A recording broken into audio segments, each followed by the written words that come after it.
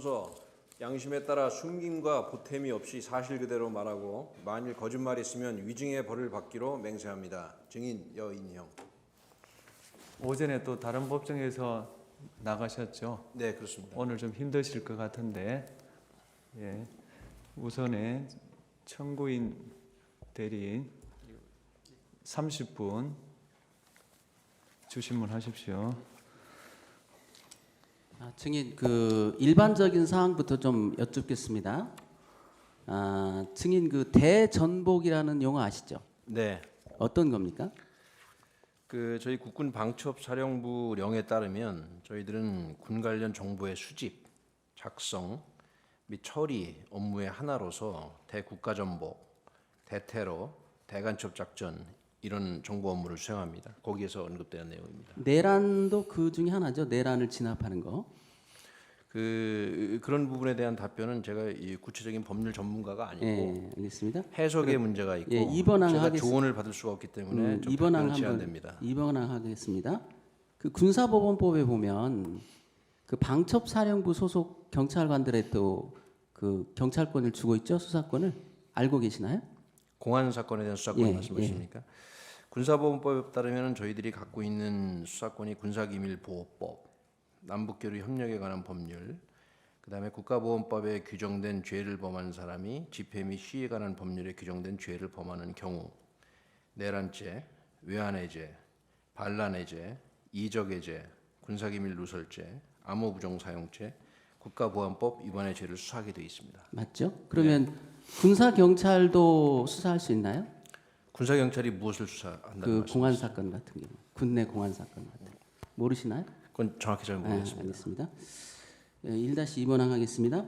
비상계엄이 선포되면 원칙적으로 형사재판 관할권 상당수가 넘어오게 되죠. 계엄군사법원으로. 네.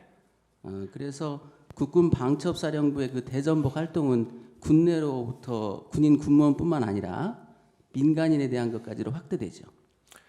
저희 방첩사령부는 계엄법 제10조에 따라서 비상계엄하에서 군사법원이 재판권을 정하고 있는 그런 사안들에 대해서 임무를 수행합니다. 예. 특히 비상계엄이 선포되면 합동수사본부가 대부분 설치가 되죠. 알고 계시죠? 네, 그렇습니다. 그리고 합동수사본부장은 특별한 사정이 없으면 방첩사령관이 하고 있죠. 이것도 좀 설명이 필요합니다. 신문사항을 보고 그냥 미리 답변을 준비한 걸 읽고 있는데 이게 증인이 증언한 방식이 좀 맞지 않는 것 같습니다. 신문사항을 미리 받아보는 건 맞지만 법정에서 기억나시는 아니 제가 간단히 말해 알아듣습니다. 정인이요 편의 때문에 적어 오신 것 같은데 우리 건장 요령은 듣고 답하는 겁니다. 네. 그걸 약간 덮어 놓으세요. 기억이 안 날 때 잠깐 보는 건 괜찮은데 제가 왜 그러냐면 좀 법률에 관한 사항을 예, 말씀하시니까 그런 거는 일일이 메모를 기억할 수가 없어서 그런 걸 메모를 보시고 네네. 그렇지 않은 거는 그렇게 했습니다. 예. 예. 그러면 짧게 일반상을 마무리하겠습니다. 비상계엄이 선포돼도 군사법 경찰관이나 특별 군사법 경찰관이 아닌 사람이 수사를 막 할 수 있는 것은 아니죠. 군사보건법에 따르면 수사는 수사관이 하는 것이 맞습니다. 그렇죠. 네. 혹시 국군 방첩사령부가 시위를 해산하거나 혹은 중요 시설을 방어하는 업무에도 투입이 되나요? 기본적으로 저희들 임무는 합동수사본부로서 수사하는 것이 맞고 일반적인 어떤 법률의 원칙상 행정 응원이나 이런 형태로 해서 필요한 것을 지원할 수는 있겠습니다. 그건 상황에 따라 많이 다를 것이라고 저는 생각합니다. 예. 1-4번항 중에 1번항은 뒤로 좀 미루고요. 2번항 하겠습니다. 이번에 계엄이 선포된 후에 방첩사령부에서 병력을 출동시켰다고 해요. 국회에 49명, 선관위 과천청사에 27명, 그 다음에 관악청사에 27명, 선거관리위원회 연수원 33명, 여론조사꽃 28명 등 총 164명 정도가 출동했다는데 알고 계시나요? 정확한 숫자를 기억하라는 뜻은 아닙니다. 대충 그 정도가 되는 거죠. 네, 출동한 사실 알고 있습니다. 이 병력 출동에 대해서 계엄사령관 명령을 혹시 받으셨나요? 이 병력 출동에 관해서는 계엄사령관이 아니라 장관으로부터 지시를 네, 받았습니다. 그렇죠. 평가 부분을 빼겠습니다. 2번 항 한번 하겠습니다. 그 제가 편의를 위해서 좀 한번 요 신문하자. 그 방첩사령부의 국회 출동 관련해서 좀 여쭤보겠습니다. 2-1번 항 하겠습니다. 증인은 그 비상계엄이 선포된 직후인 2024년 12월 3일 23시경에요. 방첩수사단장 춘희 김대우에게 김용현 장관으로부터 명단을 받았다. 수첩에 받아 적어라. 이렇게 말씀하신 적 있나요? 제가 이제 장관님으로부터 이제 지시를 받은 내용이 있고, 그다음에 자, 일단 제가 끊어서 물어보겠습니다. 혹시 명단을 받으신 적 있나요? 14명 정도? 제가 장관님으로부터 지시를 받은 사항이 있고, 그다음에 그 사항을 제가 이해해서 제 부하에게 얘기한 것이 있고, 왜냐하면은 그 변호사님께서 이 상황을 이해를 못하시고 이 단답형으로 제가 대답을 할 수가 없습니다. 왜냐하면 상황이 굉장히 복잡합니다. 그다음에 그 부하들은 또 각각 그 부하들에게 그 본인이 이 지시받은 사항을 전파하고 하는 이 과정에서 서로 이해하는 부분들이 조금씩 다 다릅니다. 이것은 진술을 통해서도 저도 증거 목록에서 확인을 했습니다. 따라서 오늘 이 자리에서 지시에 관한 부분이 어떻게 전파되고 어떻게 되는지는 재판장님 죄송하지만 형사재판에 관한 사항이라 제가 진술을 자세히 할 수 없습니다. 죄송합니다. 그 14명의 명단을 혹시 받으셨냐고 거기에 대해서도 답을 하시기가 곤란하신가요? 그 부분도 이 형사재판에서 정확히 다투도록 하겠습니다. 그 김대우 방첩수사단장은 그렇게 얘기를 합니다. 사령관님이 말씀하시기를 김용현 장관님으로부터 명단을 받았다고 저보고 수첩에 받아 적으라 이렇게 말을 했다고 합니다. 이게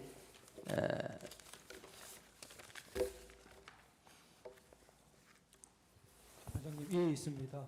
아까 전과 마찬가지로 그 조서를 말로 이렇게 하게 해주시고 제시되는 부분은 좀 삼가해 이게 주시면 감사합니다. 갑 29호증에 몇 호증이던가요? 29호증에 10호증입니다. 29에 10. 증거 채택 어떻게 되어 있나요? 29호 중에 10 어떻게 되어 있나요?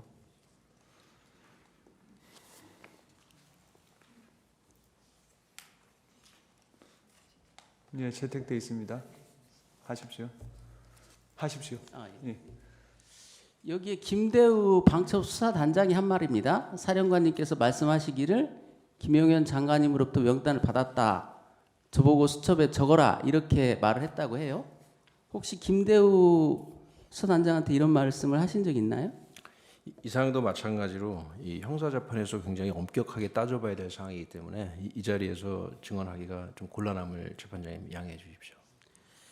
그러면요. 2-2의 2번 항을 하겠습니다. 14명의 명단들이 이재명 대표를 포함해서 14명의 명단들이 있는데요. 증인께서 그 검찰 조사를 받을 때 이 사람들이 평소 피청구인이 안 좋게 얘기하던 사람들이다라고 진술한 적이 있나요? 지금 그 부분을 말씀드리기 이전에 제가 받은 이 질문서에 의하면 이 피청구인의 인물 품평이라고 표현을 하셨습니다. 저는 이 부분을 바로잡고 싶습니다. 인격을 가진 인격체의 사람들을 대상으로 물건도 아닌데 무슨 품평회를 합니까? 이 표현은 굉장히 저는 부적절하다고 생각합니다. 그래서 일단 이 부분부터 아니라고 생각을 하고요. 그다음 계속 질문해 주시면 답변하겠습니다. 그러면 이건 증인께서 작성하신 것 같아요. 제시를 하겠습니다.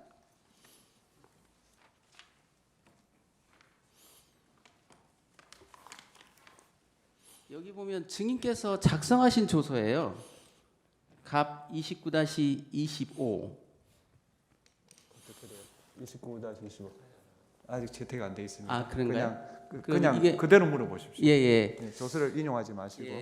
증인이 작성한 증인에 대한 조서기 때문에 제가 인물에 대한 품평회를 하면서 현재 사법체계 하에서는 이런 사람들에 대해서 어떻게 할 수가 없다. 비상조치권을 사용해서 이 사람들에 대해 조치해야 된다. 이렇게 혹시 말씀하신 적 있나요?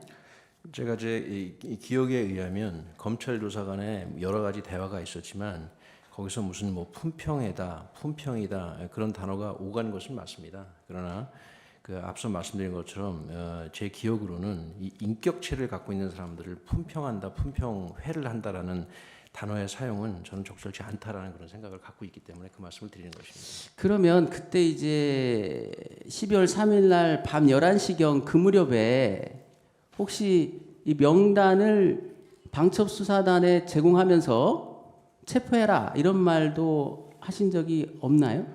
그 부분도 앞서 말씀드린 것처럼 그 형사재판에서 다뤄야 될 굉장히 중요한 사안이라 이 자리에서 말씀 못 드린 것을 좀 양해해 주십시오.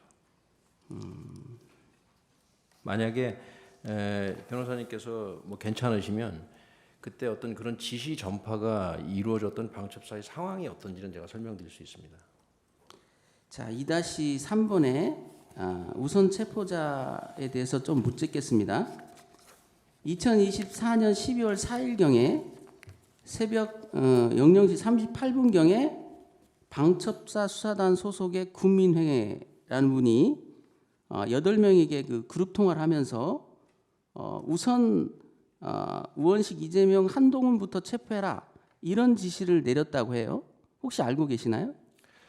지금 변호사님, 제가 증거 기록으로 받은 한 수천 페이지의 자료를 저도 최근에 보게 되었는데 그 증거 기록을 보면 지금 변호사님이 여기서 얘기한 이런 진술과 전혀 반대되는 진술도 정말 많다는 것을 저도 알게 되었습니다. 그러면 14명의 명단을 제공하거나 이 사람들을 체포하라 이런 말씀은 하신 적이 없으시나요? 그렇기 때문에 그 사실은 여기서 말씀드릴 게 아니라 더군다나 저는 형사 피고인입니다. 형사 재판에서 아주 엄격하게 다루어야지 여기서 예 아니요의 단문으로 말씀드릴 수 없다는 것을 제가 양해를 구하는 것입니다. 굉장히 다른 증언들이 진술들이 많다는 점을 말씀드립니다. 그럼요. 다 진술 안 하실 것 같으니까 3번 항으로 좀 하겠습니다. 방첩사령부에서 중앙선거관리위원회로 출동을 한 건 인정하시죠? 좀 12월 3일 날. 네, 3번이요? 3번에 3-1번 항, 3번 항 하기 위해서 제가 묻는 겁니다. 그 12월 3일 계엄 선포된 이후에 방첩사에서 선관위 쪽으로 출동을 하신 건 인정을 하시는 거죠? 네, 출동 사실이 있습니다.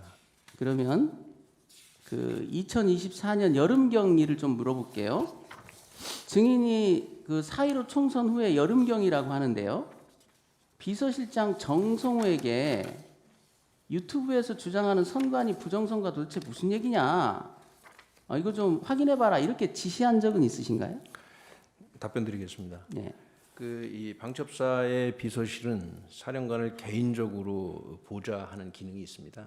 그래서 당시 비서실장에게 인터넷을 좀 잘 찾아봐서 부정선거가 있다고 하는 사람들, 부정선거가 없다고 하는 사람들, 그 다음에 법원의 판례 이렇게 세 가지를 한번 찾아서 보고를 좀 해달라 그랬습니다. 예, 그래서 어떤 보고를 받으셨나요? 그래서 그 보고를 받아보니까 그 보고서의 내용은 있다는 사람의 주장, 없다는 사람의 주장, 그 다음에 대법원인가로 기억하는데 그 판례 이렇게 세 가지를 제가 받고 제가 비서실장에게 잘 봤다. 뭐 더 이상 후속 지시를 할 이유도 없고 제가 개인적으로 이해하는 것으로 끝났습니다. 그러면 그때 정성우 그때 당시에는 비서실장이었죠. 네. 이미 대법원 판결을 통해 실체가 없는 주장이라는 것이 확인되었다. 그 다음에 사전투표 관련 관리 부실과 부정선거는 구분돼야 된다. 이렇게 보고했다는데 혹시 기억나세요? 그것은 그 본인이 얘기를 한 게 아니라 그 보고서 제일 마지막 결론 부분에 써 있던 표현입니다. 그래서 본인의 판단이라는 거죠. 그러니까 정성우 당시 비서실장의 판단이라는 거죠. 그 세부적인 사항은 모르겠습니다. 네. 왜냐하면 혹시 그때 네. 정성우 당시 비서실장이 부정선거를 주장하는 사람들은 멀리해야 한다 이런 충고도 했다는데 기억나세요? 정성우 장군은 굉장히 현명하고 신중한 사람입니다. 그래서 그 친구는 저에게 좋은 얘기를 해줬을 것이라고 생각하지만 올 여름에 구체적으로 둘이서 무슨 대화를 했는지 기억하는 것은 저는 불가능합니다. 잘 기억이 안 나세요? 네, 그것도 필요하면 형사재판에서 잘 다퉈보겠습니다. 그러면 3-2번 항 좀 묻겠습니다. 그 2024년 11월 30일 일인데요. 혹시 기억나시는지 모르겠어요. 여기 표에 보면 11월 30일이 정리되어 있습니다. 11월 30일, 예. 오후 6시경하고 11시, 밤 11시경으로 이렇게 두 개의 사건이 있는데요. 당시에 그 증인께서는 국방장관 공간에 가서 국방장관과 저녁을 함께 하신 것 같아요. 기억나시나요? 네, 저녁되었습니다. 예. 그때 국방장관께서는 증인에게 국회를 계엄군이 통제하고 계엄사가 선관위 여론조사 꽃 등의 부정선거들을 밝히면 국민도 창성할 것이다 이렇게 말했다는데 혹시 기억나시나요? 이 부분은 정확한 워딩의 기억이 중요한 게 아니라 제가 어떻게 이해했는지가 중요할 것 같습니다. 그래서 저는 이렇게 이해했습니다. 장관님 말씀이 뭐 계엄이 됐든 뭐가 됐든 간에 그것은 기본적으로 대통령께서 본인이 갖고 계시는 헌법적인 권한 내에서 당신에게 부여된 비상조치권을 행사하는 것이다. 그런 취지로 말씀을 하셨고 저는 그렇게 이해를 했고 그 과정에서 부정선거나 여론조작 의혹이 규명된다면 국민들도 계엄 선포를 한 것을 뭐 이해할 수도 있지 않겠느냐 이런 취지로 제가 이해를 했지 정확한 워딩까지는 솔직히 기억 알겠습니다. 안 납니다. 혹시 그날 잠시만 증인이 있습니다. 거기 시간표 저 부분은 그 신문사항 뒤에 붙여서 임의로 제출했던 것으로 저렇게 제시되어서는 안 될 것 같습니다. 자 그날 증인이 식탁을 내리치면서 고성을 질렀다는 진술을 하신 적이 있는데 혹시 그 부분에 대해서 좀 구체적으로 설명을 좀 해줄 수 있으신가요? 다소 언성이 올라간 건 사실입니다. 그러나 그 언성이 올라간 이유는 제가 장관님께 계엄에 대한 평소 제 어떤 부정적인 견해, 소신 그거를 말씀드리면서 다소 언성이 올라간 것이지 상식적으로 생각해 봤을 때 육군 삼성 장군이 뭐 장관한테 그렇게 할 수는 없습니다. 식탁을 내리치신 건 사실인가요? 식탁을 내리친다는 것도 그냥 이렇게 뭐 자꾸로 해석하시면 그렇게 보일지 모르겠지만 저는 육군 삼성 장군이고 그분은 장관이십니다. 그 정도를 상식적으로 좀 이해해 주시기를 말씀드립니다. 그러면요, 그 이제 선관위 출동에 대해서 여쭤보겠습니다. 3-3번 항입니다. 증인은 2024년 12월 3일 오후 6시 20분경에 방첩사 1처장 정성우에게 선관위 위치가 어디냐고 물어본 적 있나요? 그날 이 저녁 때 말씀하시는 예. 18시 20분 말씀하시는 예. 것이죠. 이것도 굉장히 중요한 사실이기 때문에 형사 재판에서 제가 정확히 따져야 될 사항입니다. 예. 그러면 그 다음에 한 밤 6시 20시경에는 우리가 선관위에 가서 서버를 카피하거나 뜯어와야 한다라는 말을 하신 기억은 나시나요? 이것도 마찬가지로 형사 재판에 굉장히 중요한 사항입니다. 죄송합니다. 예. 그 1처장 정성우에게 증인의 지시를 전달받은 사람들이 그때 당시에 증인의 지시를 메모한 기록들이 있는데 거기에 보면 정성우 역시 이런 지시가 대통령과 장관의 지시다라고 말한 게 나오는데 혹시 1처장에게 이런 지시가 대통령 지시다라고 말한 적이 있나요? 제가 방첩사령관으로서 누구에게 어떤 말을 할 때 그것이 대통령님의 지시라고 얘기하는 경우는 거의 없습니다. 그런 이 상식을 가지고 생각해 보시면 대통령님은 국군 통수권자로 제 입장에서는 굉장히 높은 분입니다. 그분을 관련 근거로 해서 얘기했을 경우는 저는 거의 없습니다. 대부분이 제 바로 위에 직속상관인 뭐 장관님의 말씀을 뭐 전하면 전했겠지 뭐 대통령께서 이렇게 말씀하셨다. 그것이 더군다나 저 밑으로 내려가서 대통령의 지시다. 군의 체계상 그런 식으로 통상 얘기하지 않는다고 저는 생각합니다. 그러면요. 그런 선관위로 출동해서 서버를 카피하라는 등의 지시에 대해서 정성우 1처장이 법무실에 가서 질의를 했다라는 것은 혹시 보고를 받으셨나요? 제가 기억하는 바로는 정성우 처장은 법무실에 가서 그 검토를 받았고 그다음에 저에게 여기에 관한 그 결과 보고를 한 것으로 제가 기억하는데 뭐 사실 구체적인 워딩은 기억이 안 나지만 하나 머릿속에 기억에 남는 것이 디지털 자료의 무결성 뭐 이런 것들이 중요하다 그런 얘기를 저한테 한 기억이 있습니다. 허락하시면 제가 한 10초 정도만 좀 말씀을 좀 드리겠습니다. 변호사님, 저는 방첩사령관을 하면서 지난 1년간 한 대여섯 건 정도의 사이버 관련 사건을 직접 지휘한 사람입니다. 아니 됐습니다. 그 부분은 제가 이제 시간 관계상 죄송합니다. 나중에 물어봐 주시면 그 부분을 좀 말씀드리겠습니다. 그러면 3-5번 항 좀 하겠습니다. 이 사건 계엄과 관련해서 그 정보사 주도의 이 수사단이 창설된다라는 그런 얘기를 혹시 알고 계셨나요? 그 사실은 전혀 알지 못합니다. 전혀 몰랐습니까? 네. 혹시 노상원 씨 그 평소에 만난 적 있으시나요? 계엄 전에? 그분은 뭐 오래 전부터 그냥 알고 계셨나요? 당연히 알던 사람입니다. 네. 혹시 계엄 직후에 그 정성우 1처장한테 노상원의 핸드폰 번호를 알려주고 연락해오라 이런 말 하신 적 있으신가요? 그 부분도 형사 재판에서 정확히 가리도록 하겠습니다. 죄송합니다. 그 핸드폰 번호 끝자리가 9481이라는 비아폰이었나요 혹시? 뭐 구체적인 번호는 지금 기억이 안 납니다. 그러면 이 그 노상원이 주도했던 수사 2단에서 그 노태학 그 선거관리위원장을 야구방망이로 위협하겠다 이런 내용도 전혀 몰랐던 거네요 그 당시에는. 나중에 뉴스 보고 알았습니다. 그러면 이게 원래 방첩사가 합동수사본부의 그 주체 아닙니까? 저희들은 법령과 작전 계획에 의거해서 계엄령이 발령되면 저희 작전 계획에 그렇게 되어 있습니다. 합동수사본부 구성을 의명 준비한다. 그렇게 되어 있습니다. 그러니까 예, 평소의 계획에 수사 2단, 정보사, 그러니까 합동수사본부나 그러니까 방첩사 국방부 조사본부 외에 다른 부대에서 수사관들이 파견돼서 합동수사본부 안에 들어오는 그런 계획이 있나요? 이 부분은 좀 설명이 필요합니다. 네. 예. 아니 그래서 이번에 네. 이 수사 2단이 구성될 예정이라는 것을 증인이 알고 있었냐는 걸 물어보는 겁니다. 전혀 몰랐습니다. 전혀 몰랐습니까? 네.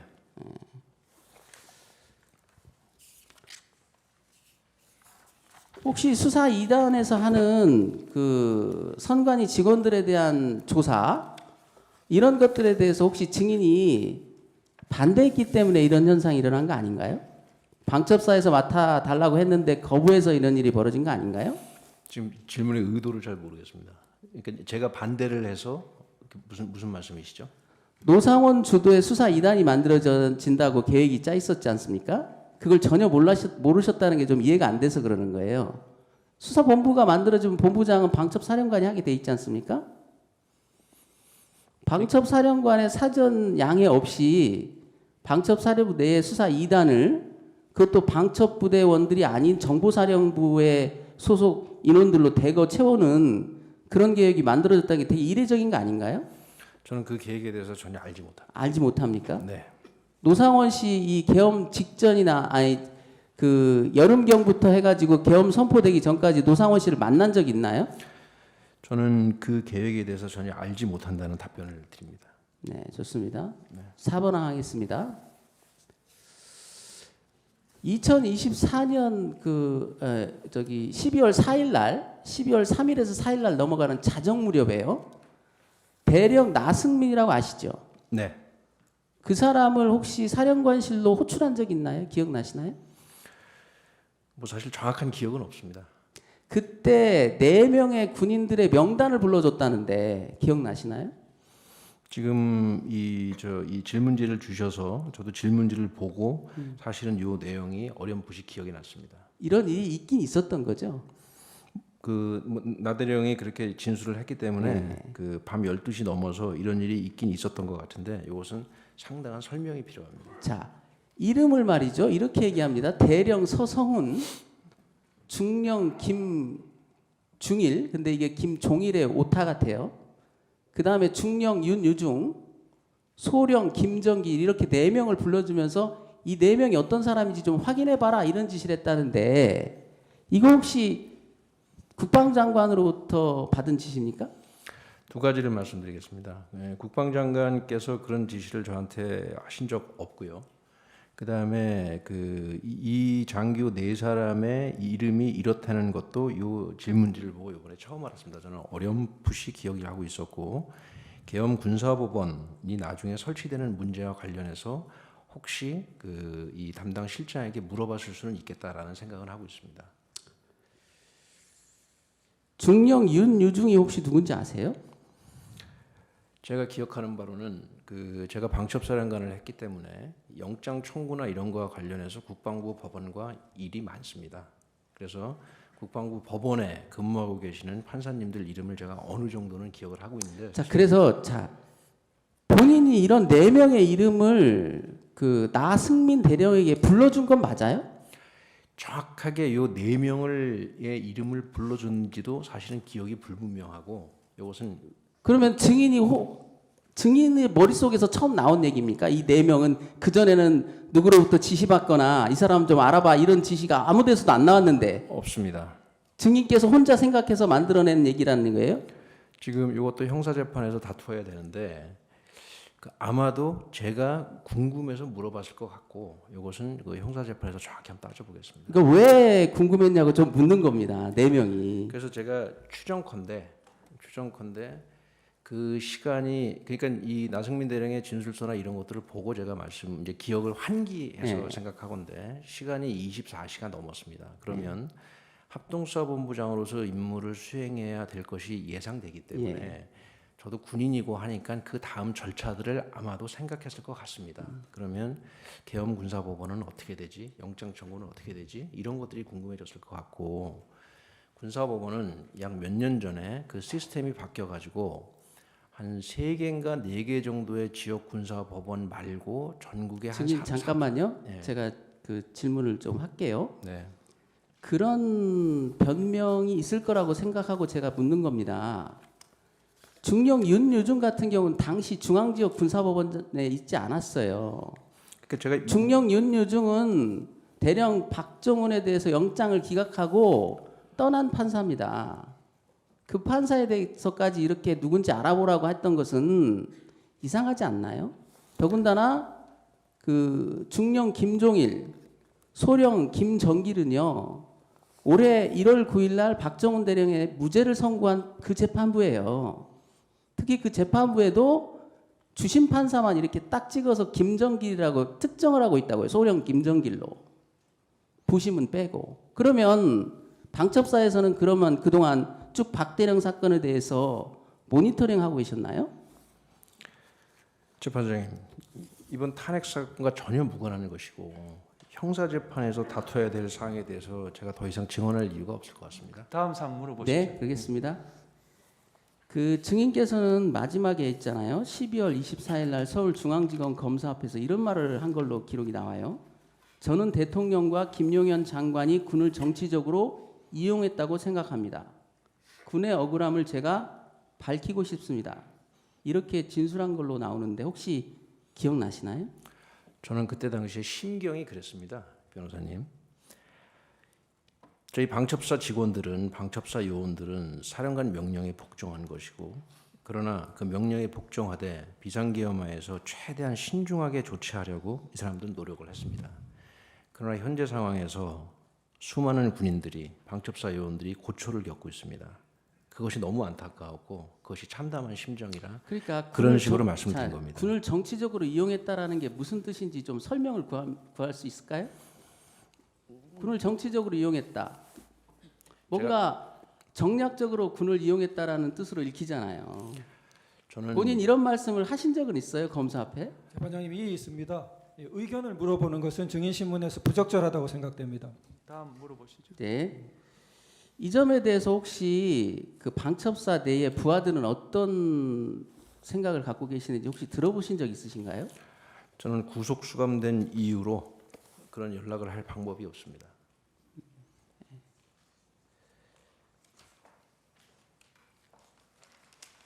네, 기타 사항 좀 하겠습니다. 증인은 2024년 12월 3일에 22시 30분에서 22시 40분 사이에 경찰청장 조지호하고 통화한 적 있나요? 정확한 시간대는 좀 더 따져봐야 되고, 조지호 경찰청장님과는 통화한 적이 있습니다. 네. 정치인 15명 정도를 체포할 것인데 경찰에서 위치를 좀 확인해 달라 이렇게 요청하신 사실 있나요? 저는 조지호 청장에게 2가지를 협조 요청한 것으로 기억을 하고 있습니다. 첫 번째는 법령과 작전 계획에 따라서 합동수사본부가 구성이 되어야 하니 경찰 인력을 좀 보내주세요.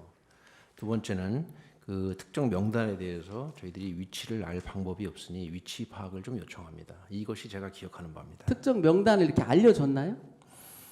뭐 명단에 대한 구술은 있었지만 그 부분이 조지호 총장이 기억하는 것도 다르고 제가 기억하는 것도 다르고 해서 그건 형사재판에서 따져봐야 될 것 같습니다. 또 2024년 12월 3일에 같은 날이죠. 23시 6분경에는 국정원 1차장 홍장원과 통화한 사실 있나요? 홍장원 씨가 그 저에게 먼저 전화를 했습니다. 네. 네, 사실관계는 먼저 그렇고요. 그 다음에 홍장원과 전화 통화를 한 그 당시에 저는 좀 지휘통제실이 제대로 준비가 안 돼서 지하에서 5층으로 오르락내리락 엘리베이터에서 전화 받고 그래가지고 사실은 정확한 통화 내역은 기억이 안 납니다. 그러면 홍장원 1차장에게 14명 정도를 체포하려는데 또 위치를 좀 확인해달라 이런 말을 하신 기억은 나나요? 그 부분 마찬가지로 형사재판에서 좀 정확히 따질 부분이 홍장원 씨와 관련돼서는 많습니다. 그거를 좀 형사재판에서 따져보겠습니다. 한 가지만 뭐 말씀을 드리면 그 방첩사 내에서는 현재 분위기를 이렇게 말하고 있다고 해요. 여인원 사령관에 대한 실망감이 굉장히 크다. 자신의 영달을 위해서 부대원을 이용한 것이라고 생각한다. 이렇게 원망을 하고 있다는데 이 자리에서 그 부하들한테 한 말씀 해주실 수 있나요? 재판장님 개인의 의견을 묻는 것이고 또 이런 것들은 적절하지 않은 것으로 보입니다. 네. 개인을 아니 간단하게 얘기하면 안다니까 앉으세요. 예, 제안하겠습니다. 30분 반대 신문하십시오. 질문하겠습니다. 증인은 계엄 당시에 방첩사령관이었죠. 네. 방첩사령부는 예전에 보안대 기무사의 명칭이 변경된 부대로서 합동참모본부가 아니라 국방부 장관으로부터 직접 지휘를 받아 군 보안, 방첩, 수사, 정보업무들을 담당하죠. 네.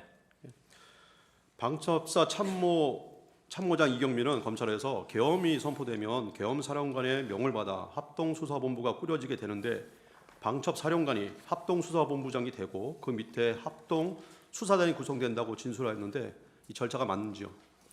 그 앞서 말씀드린 것처럼 합동수사본부가 구성되는 것은 그 저희들 군인들의 용어로 말씀을 드리면 의명입니다. 의명. 명에 따라서 하게 될 것이다라는 뜻이고 그러나 통상 그렇게 될 것이 자명하기 때문에 훈련 시에는 합동수사본부 운영에 대한 훈련을 주로 합니다. 예, 알겠습니다.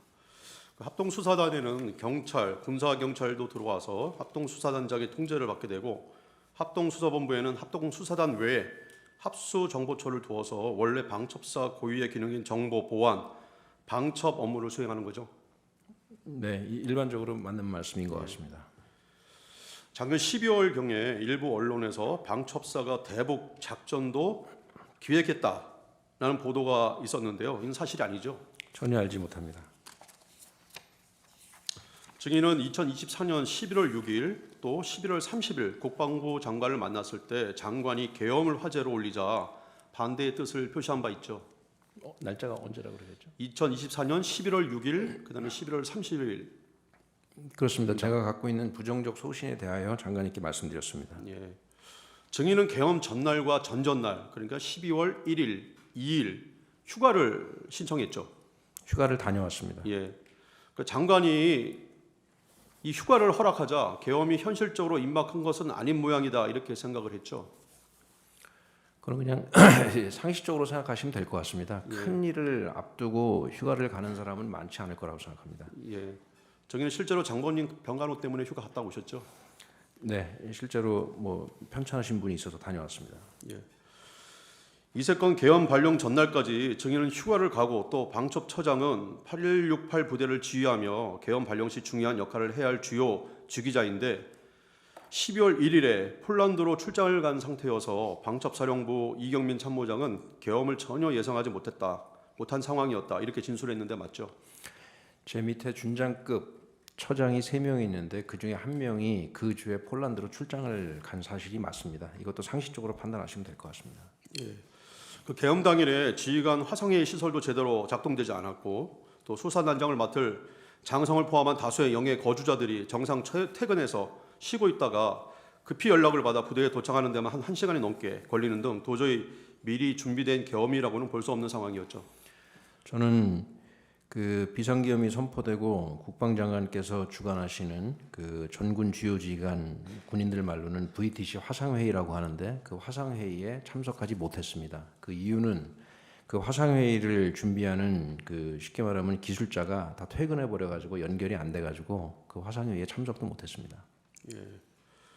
일단 비상계엄이 발동되면 증인은 예규에 따른 조치 등을 이해해야죠. 평소 훈련한 대로 합니다. 예.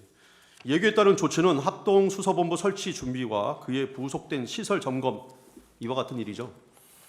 주 비상계엄이 걸렸을 때 전시 초기에 해야 되는 주요 임무가 합동수사본부 구성을 준비하는 것입니다. 예규에 따른 조치는 군대의 특성상 무조건 또 자동적으로 이루어지는 것이지 사령관이나 간부의 개인적인 판단이 개입되는 영역은 아니죠. 그것은 뭐 자동적이라고 말씀드리는 것은 좀 그렇고요. 훈련한 대로 군인들은 뭐 하게 돼 있습니다.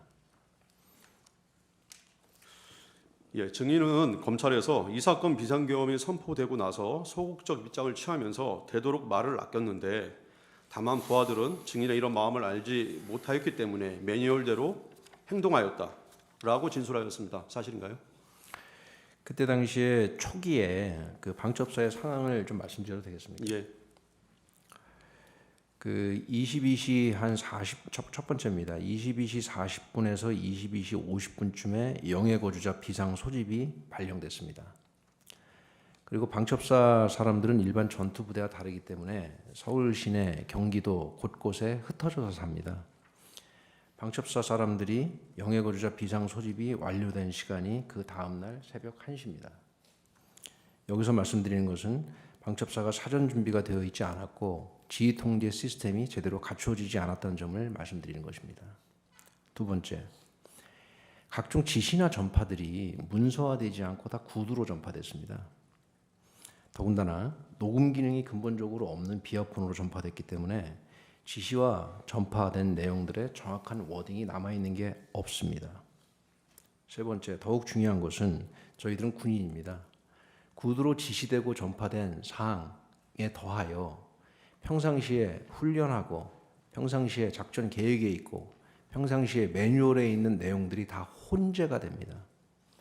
내가 지시받은 사항인지 내가 평상시에 훈련 받아서 그때 내 입에 밴 용어인지 내 행동에 밴 어떤 습관인지 이런 것들이 다 혼조가 돼서 저 밑으로 내려가면 내려갈수록 도대체 지시받은 내용이 정확히 뭔지를 알 수가 없습니다.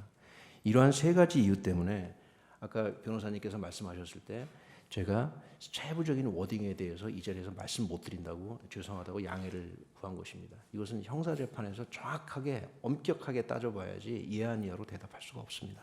그래서 이런 저간의 사정을 좀 감안해 주셨으면 좋겠습니다. 14번은 아까 참고인 측 질문에 답변을 하신 것 같아서 생략하겠습니다. 그 조조 경찰청장은 그 방첩사로부터 수사본부 수사관을 보내달라고 요청을 받아 수사관을 보낼 계획이었고 또 실무 단계로 연락이 오겠구나라고 생각을 했다고 합니다. 그 증인이 조조 경찰청장한테 전화를 했을 때 전화하고 나서 이렇게 진술을 했는데 이 조조가 이렇게 방첩사로부터 수사본부 수사관을 보내고 이런 것들은 다 그 메뉴에 따라서 하는 거죠. 조지호 청장님께 제가 전화드린 가장 큰 취지는 합동수사본부 구성을 해야 되기 때문에 경찰 인력이 필요해서 그것을 요청하는 것이 방첩사령관으로서 가장 큰 취지였고 그 다음에는 뭐 실무적으로 매뉴얼대로 그 다음 다 진행이 될 거라고 생각합니다. 조조 경찰청장에게 그 위치 파악을 아까 요청을 했다고 말씀하셨는데요. 체포 협조나 이런 체포와 관련된 지시를 한 바는 없죠. 지금 세부적인 워딩에 대해서는 저의 일관된 답변은 아까 그러한 저간의 사정 때문에 형사재판에서 정확히 따져봐야 될 문제라고 저는 생각합니다. 예, 알겠습니다. 답변 못 드림을 죄송하게 생각합니다. 그 방첩사 간부 김대우는 검찰에서 그 당시의 상황이 대통령의 언론 브리핑으로부터 시작이 됐고 이후 장관님 지시, 계엄사령관 임명 등 합법적인 절차에 의해서 진행되는 것처럼 느껴졌다라고 진술을 했습니다. 모두 합법적인 절차에 의해서 계엄 이후에 모든 진행이 된 것이죠. 오늘 오전에 군사법정에서도 공개적으로 말씀드렸지만 국군 통수권자께서 TV로 생중계되는 공개적이고 명시적인 비상계엄 선포를 그 짧은 순간에 그것이 뭐 합법인지 위법인지 그것을 생각한다는 것 자체가 군인들에게는 쉽지 않은 문제입니다. 예, 그러면 그 모든 과정이 매뉴얼대로 훈련한 대로 움직인 거죠. 앞서 말씀드린 것처럼 군인들의 특별한 사정을 좀 이해해 주시기 바랍니다. 예, 알겠습니다. 네, 군인들은 본인이 한 워딩이랑 내가 항상 입에 배 있는 용어랑 내가 항상 훈련한 행동들이 다 혼재가 돼 있습니다. 그것을 단편적인 한두 마디의 말을 가지고 이랬냐 저랬냐 이 시시비비를 가리는 것은 저는 적절치 않다고 생각하기 때문에 형사법정에서 정말로 엄격하게 따지기를 바라는 마음입니다. 예, 알겠습니다. 예. 그 방첩사 간부 정성우는 검찰에서 증인이 반드시 비무장일 것을 강조했다고 진술했는데 사실이죠? 사실입니다. 예. 당시 방첩사에서 출동하거나 관여된 모든 요원들은 직업군인들 맞죠? 그렇습니다. 증인은 비상계엄 선포 직후 지휘통제실로 내려오면서 메뉴에 따라서 참모장에게 영해 거주자 소집해라, 주둔지 방어태세 격상해라, 요인 경호 시행해라라고 지시했죠. 이 부분도 요인 경호 그러니까 조금 오해가 있을 수 있는데 거기서 요인은 그 사령관을 지칭합니다. 아 예. 네, 저희 작계상 용어를 그렇게 씁니다. 대통령님을 지칭하는 것이 아니라는 점을 제가 높아지면서 말씀드린 겁니다. 계엄 사령관을 지칭하는 거군요. 아니 저요. 아 본인이요? 예. 예, 알겠습니다. 박완수 계엄 사령관은 검찰에서 새벽 3시경이 돼서야 계엄 상황실이 구성되어 합참 계엄과에서 일을 할 수 있는 상황이 되었던 것 같다라고 진술을 했습니다. 국회에서 이미 01시경에 계엄 해제 요구 결의가 이루어진 것, 그다음에 280명의 비무장 병력이 국회로 출동할 예정이었다는 점을 고려할 때 이번 계엄은 도저히 전통적인 의미의 통상적으로 이해되는 바의 그런 계엄은 볼 수 없죠. 저는 군인으로서 늘상 말씀드리건데 이번 계엄이 뭐 전통적인 의미가 무슨 말씀인지 모르겠습니다. 그러나 군인들이 평상시에 항상 훈련하고 준비한 그런 형태의 계엄은 아니라는 것을 말씀드리고 싶습니다. 예, 22번 생략하겠습니다. 23번 질문하겠습니다. 증인은 2024년 12월 10일 특수본 조사에서 진술한 바와 같이 대통령으로부터 현역 군인, 국회의원, 현역 국회의원이나 정치인 등 그 누구에 대해서도 체포하라는 지시를 받은 바 없다라고 진술했는데 맞죠? 저 전에 말씀드린 입장이랑 똑같습니다. 이 형사법정에서 정확하게 따져보겠습니다. 예. 증인은 특수본 조사에서 장관님이 평소에 비상계엄이 선포되면 포고령 위반자들에 대해서 합동수사본부에서 체포를 해야 한다는 말씀을 하셨습니다. 다만 일반적인 이야기였고 사람을 특정한 것은 아니었습니다라고 진술했는데 맞나요? 당연히 이 합동수사본부장이 되는 것을 가정하여 나눈 대화라고 그렇게 기억합니다. 당시 김용현 장관의 이야기는 구체적인 명단에 따라 무조건 체포해야 된다 이런 것이 아니라 법률이나 포고령 위반이 발생했을 때 그 위반자들을 체포해야 한다는 뜻이죠. 이 질문의 요지를 잘 모르겠습니다. 언제 그런 대화를 했다는 말씀이신지요? 방금 직전 대화가 특정인을 체포해라 그런 내용은 아니었다는 거잖아요. 그러니까 그 대화의 시점이 언제를 말씀하시는 겁니까? 예, 평소에 이렇게 말씀을 하셨다고 증인이 진술을 했습니다. 장관께서. 평소에 특정인을 상대로 그런 얘기를 한다는 것은 상식적으로 말이 안 되지 않습니까? 예. 서울경찰청장 김봉식은 검찰에서 계엄 당일 저녁 안가에서 대통령께서 국방부 장관이 주요 인사에 대한 체포제에 대한 언급도 없었습니다라고 진술을 했는데 증인 그런 사실 모르죠? 경찰에 관한 사실은 전혀 모릅니다. 예. 증인은 계엄 당일 방첩사 대원들에게 그 누구에 대하여서든 무조건 체포하라라는 지시를 내린 적 없죠. 지금 그 부분도 마찬가지로 형사법정에서 따져봐야 될 부분입니다만 예. 방금 변호사님 말씀을 제가 들어보니까 방첩사 요원들은 기본적으로 다 수사관입니다. 예. 저보다 법률 지식이 훨씬 높은 사람들입니다. 그런 사람들한테 평상시에 그 어떤 업무를 하는 경우라도 무조건 뭘 해라라는 말은 통하지도 않고 그런 말 듣지도 않습니다. 예, 알겠습니다. 그 법적인 것은 저보다 훨씬 더 많이 하는 사람들입니다. 다음 질문하겠습니다. 민주당 허영 의원은 2024년 12월 5일에 열린 국회 국방위에서 증인이 방첩사 체포조 요원들이 국회의원을 체포하지 않겠다고 하니까 욕설을 해가면서 보냈다라고 이렇게 주장을 했습니다.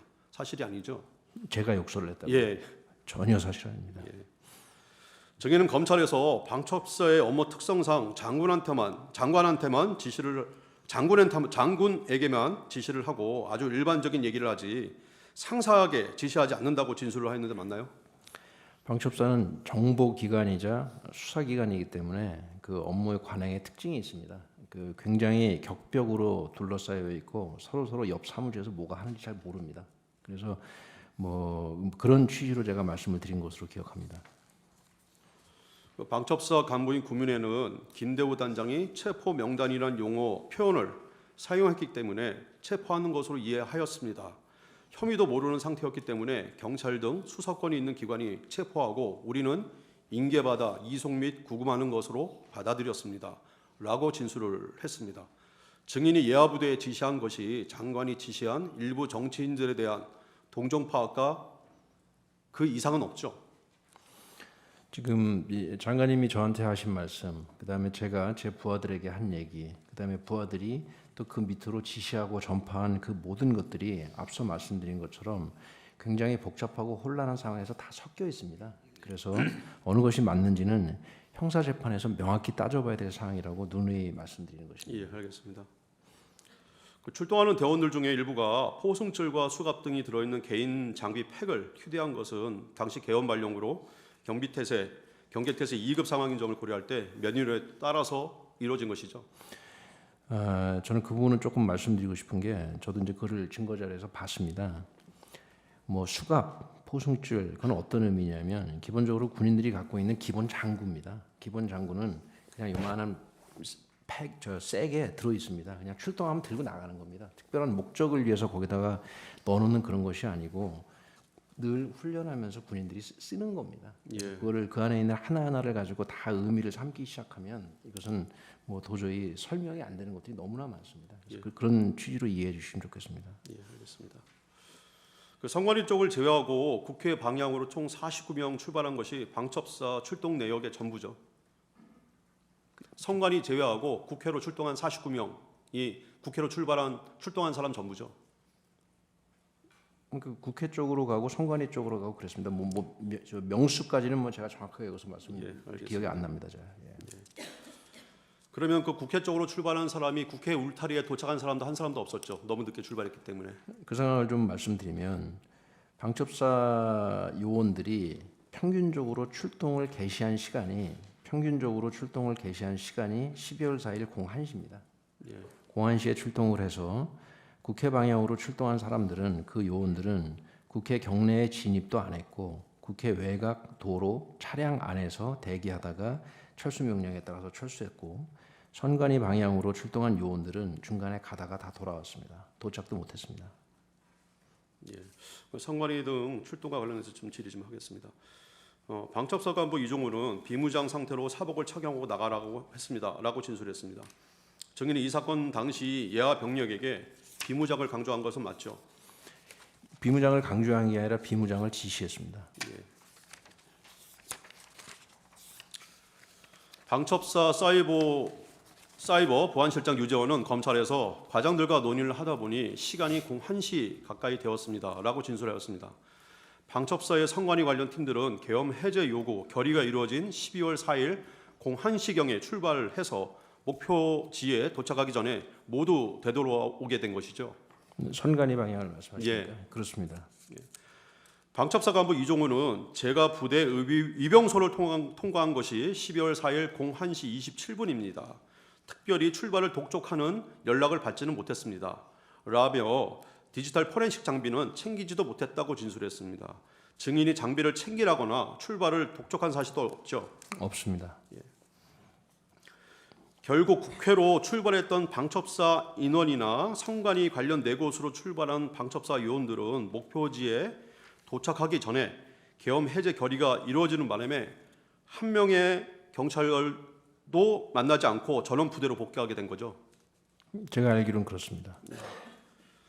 김용현 장관은 본 법정에서 출석해서 포고령 위반 가능성이 높은 자들에 대해 일단 동정 파악을 하라고 증인에게 지시했던 것이고 그 후 법이나 포고령 위반 사항이 현실화되면 그에 따라 조치가 이루어질 수 있다는 취지로 말을 했습니다라고 증언했습니다. 어떤가요? 앞서 말씀드린 것과 동일합니다. 예, 서로 각인의 이해가 다르고 예. 각인이 기억이 다 다르기 때문에 형사재판에서 엄격하게 따져봐야 될 문제입니다. 다만 거의 일치하는 것은 현장에서의 행동은 거의 일치합니다. 예. 현장에서의 행동이라 하면 앞서 말씀드린 것처럼 언제 출동했고 가서 뭘 했고 언제 복귀했고 이런 현장에서의 행동의 팩트 말고 각인의 기억과 말이 너무나 많이 다르기 때문에 그건 형사재판에서 따져봐야 될 문제입니다. 그러면은 김용현 장관이 뭐 무조건 체포해 와라, 무조건 잡아와라 이런 식으로 지시한 거는 없죠. 그것도 앞서 말씀드린 바와 똑같습니다. 다만 상식적으로 무조건이라는 말은 그건 상식에 맞지 않습니다. 그러나 정확한 워딩은 형사재판에서 따져봐야 됩니다.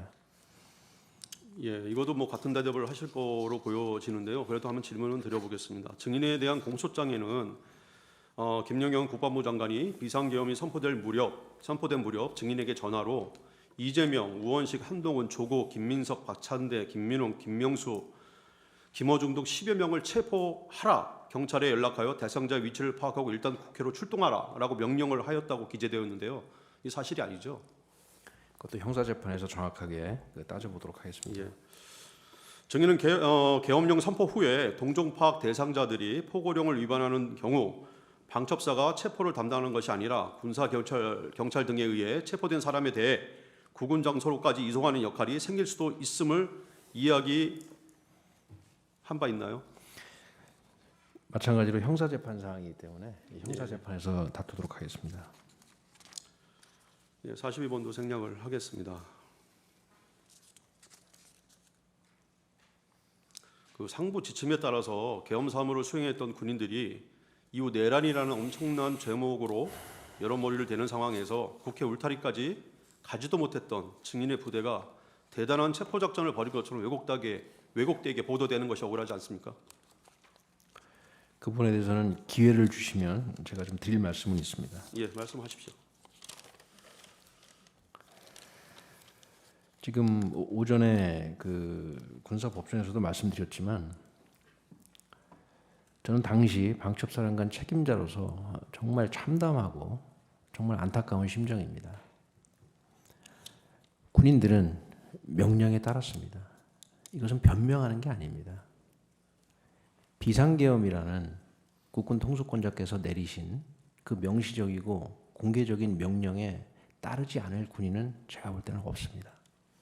그러나 분명히 구분해야 될 것은 그 다음에 구체적으로 부여된 지시를 저희들이 어떤 마음으로 어떤 신중한 태도로 했는지를 구분해서 생각해 주시기를 저는 간곡히 부탁드립니다. 저희들은 대한민국 군인입니다. 바로 옆에 있는 형제, 자매, 아들, 딸 다 대한민국 군인입니다. 상식을 가지고 있습니다. 그런 관점에서 군인들을 봐주시기 바랍니다. 그리고 만일 책임을 물으신다면 사령관 정도들이 전 책임을 져야 한다고 생각합니다. 제 밑에 부하들이 무슨 잘못을 했습니까? 그 사람들이 도대체 무슨 잘못을 했다는 것입니까? 너무나 안타깝습니다. 뭐 이 자리에서 드릴 말씀은 아니지만 정말 선처를 간곡하게 호소드립니다. 책임은 사령관들에게만 물어주십시오. 이상입니다. 홍정원 전 차장과 관련돼서 제가 좀 질문 좀 드리겠습니다. 증인은 계엄 당일 홍정원 전 국정원 1차장 전화를 받은 사실은 있죠? 있습니다. 홍정원 전 1차장과 방첩사가 업무적으로 같이 일을 할 이유가 있나요? 뭐 평상시에 일부 조금 있을 수는 있습니다. 1차장은 해외 정보팀 아닙니까? 네? 해외 담당 아닙니까? 뭐 구체적으로 말씀드리긴 그렇지만 홍장원 씨는 전혀 모르는 사람이 아닙니다. 예, 알겠습니다. 홍정원은 이렇게 증언을 했습니다. 12월 3일 23시 06분에 증인에게 전화를 하였는데 증인이 홍정원에게 국회는 경찰과 협조해서 봉쇄하고 있습니다. 선배님 이걸 도와주세요. 저희 체포자가 나가 있는데 소재 파악이 안 돼요. 명단을 불러드릴게요. 이렇게 말한 적이 있습니까? 지금 그 변호사님께서 여쭤보시니까 제가 좀 답변을 좀 드리겠습니다.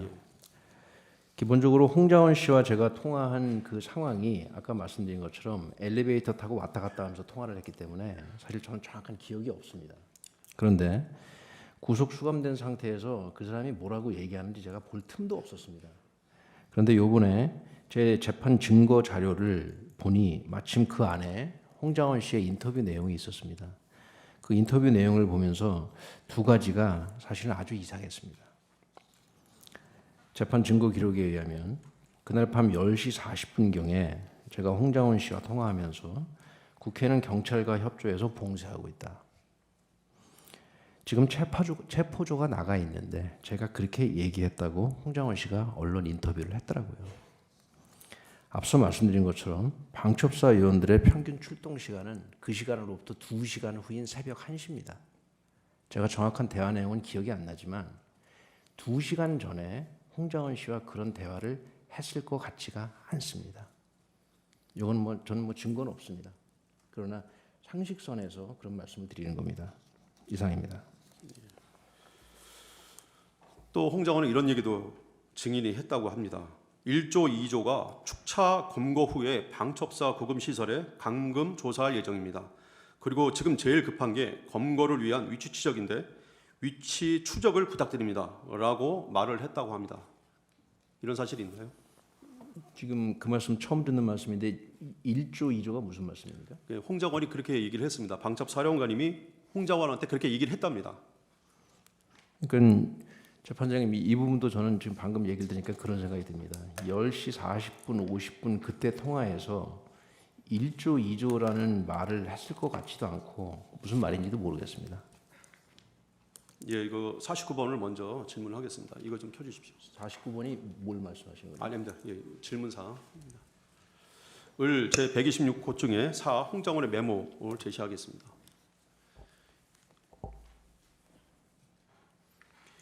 이게 홍장원이 증인한테 전화 통화를 받고 메모를 그 내용을 적은 겁니다.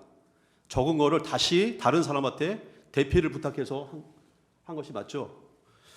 이런 내용이 적혀져 있습니다. 여기 보면은 1조, 2조, 축차검거, 방첩사, 구금시설 이런 내용들이 적혀 있습니다. 이런 내용을 홍장원한테 얘기하거나 그런 사실 없죠? 앞서 말씀드린 것처럼 홍장원과 정확한 통화 내용이 기억나지 않고요. 예. 다만 제가 홍장원 씨가 인터뷰했던 그 내용을 제 재판 증거 기록에서 엊그저께 우연히 보게 되었는데 그거를 보면서 제가 정확한 기억은 안 나지만 정상 상식적으로 좀 이상하다는 생각이 많이 든다는 그 말씀을 드리는 겁니다. 방첩사 지하에는 구금시설이 없죠? 그런 거 없습니다. 증인이 홍장원에게 체포해야 할 정치 명단을 불러준 사실이 있습니까? 그 부분도 형사 재판에서 정확히 따져야 될 부분입니다. 예. 51번 생략하겠습니다. 홍장원은 자신이 대통령의 심의를 받는 사람이었다는 말을 하고 있고 또 증인이 자신에게 체포조 명단을 불러줬다는 등의 주장을 한 바도 있습니다. 혹시 홍장원한테 추가적으로 홍장원에 대해서 얘기할 게 있습니까? 별로 언급하고 싶은 사항 없습니다. 예, 알겠습니다. 이상입니다. 끝났습니까? 예.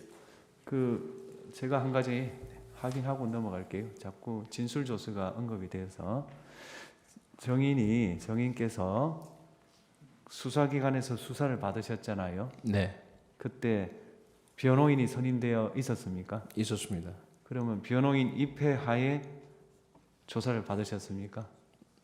대부분 그랬습니다. 그리고 그 조사를 마칠 무렵에 조서 내용을 쭉 이렇게 확인해 보시고 그 서명 날인하셨습니까? 조서 내용을 보고 서명 날인하는 것은 맞습니다. 네. 그러나 제가 이 법률적인 지식이 어찌 재판장님을 따라가겠습니까? 다만 형사 재판의 중요한 피고인으로서 그때 제가 검찰에 성실하게 답변을 한 내용도 지금 다른 사람들의 진술이나 이런 것을 제가 이제서야 봤기 때문에 다음 형사 재판에 성실히 임하면서 저는 엄격히 따져야 될 게 되게 많다고 생각합니다. 이게 법률적으로 무슨 의미가 있는지 모르겠으나 저는 상식적으로 그렇게 생각합니다.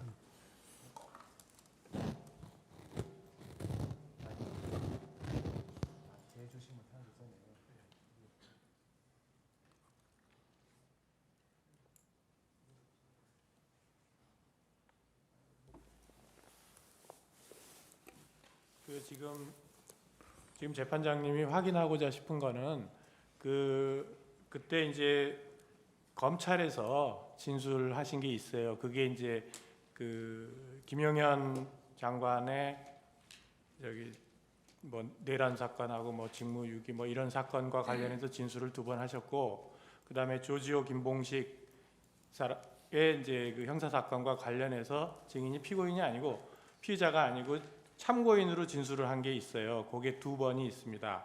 그때 진술을 하실 때 사실대로 진술을 하셨는지 증인이, 그리고 서명 날인은 다 돼 있어요. 거기에 변호인의 서명도 돼 있고, 그러니까 그렇게 된 것이 맞네요. 서명 날인 하신 건 맞죠? 맞습니다. 그리고 변호인도 입회를 했죠. 네. 그리고 당시에 사실대로 말했고 그대로 적혀 있었습니까? 그 왜곡돼 있었습니까? 지금 앞서 말씀드린 것처럼 제가 무슨 뭐 전문적인 법률가도 아니고 사실 이 재판장님께서 말씀하신 의도를 제가 정확히는 잘 모르겠는데 제가 상식을 가진 사람으로서 말씀드리건데 그날 검찰에서 그렇게 성실하게 진술한 것이 맞습니다. 그러나 중요한 형사 재판의 피고인이 된 마당에 최근에 재판 증거 기록을 보면서 다른 사람들의 진술도 이제야 보게 됐습니다. 그래서 저는 그냥 상식적으로 생각할 때 형사 재판에서 정확히 따져야 될 부분이 많겠구나라는 부분을 말씀을 드리는 것이지.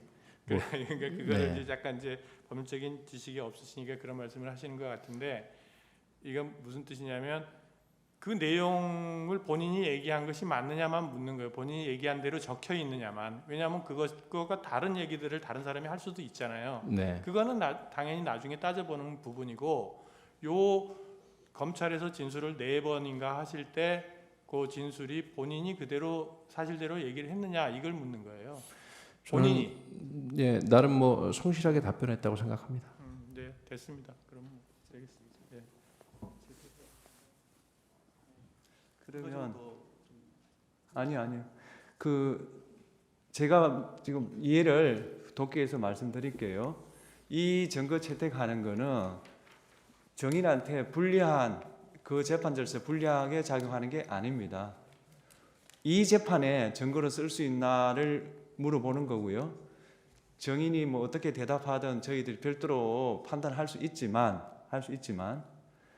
제가 확인하고 싶은 거는 그때 내가 말한 게 다 진실이다 아니다 그걸 묻는 게 아닙니다. 그건 당연히 정인이 잘못 말할 수도 있고 부족해서 한계 속에서 말했을 수도 있죠. 우리가 확인하고 싶은 그게 아니라 본인이 진술한 대로 기재되어 있었느냐, 그 다음에 그걸 확인하고 또 변호인도 입회하고 그것만 문제 삼는 겁니다. 제가 뭐 자꾸 좀 뭐랄까 좀 이렇게 뭐 지식의 부족함이 자꾸 나오는데 만약에 재판장님 괜찮으시면 제 변호인에게 물어보고 서면으로 답변을 드려도 되겠습니까? 아니 상의를 하십시오. 지금. 상의를 해도 되나요? 시간 드리겠습니다.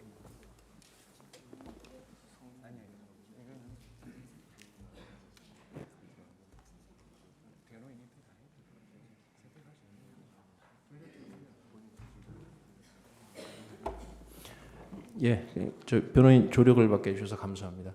지금 당시에 그 뭐 제한된 그런 상황 하에서 나름대로 제가 성실하게 답변했고 뭐 어느 정도 그대로 기록됐다고 그렇게 생각합니다. 네, 알겠습니다.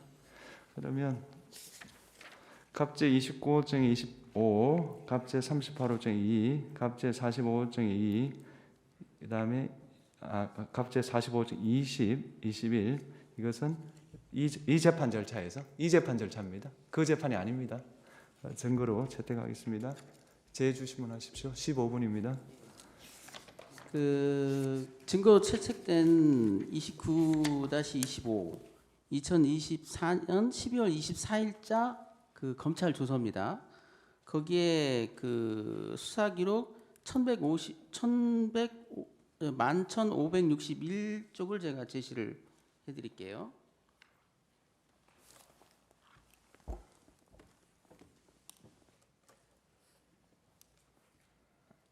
여기 보면 읽어드리면요. 솔직히 말씀드리겠습니다. 14명을 특정하여 체포를 해야 한다는 것에 대해서는 비상계엄 직후 장관님으로부터 처음 들었던 것이 맞습니다. 이렇게 기재되어 있거든요. 기억나시나요? 여기 화면에 보이는 거 그런 말이 없는데. 예. 예. 솔직히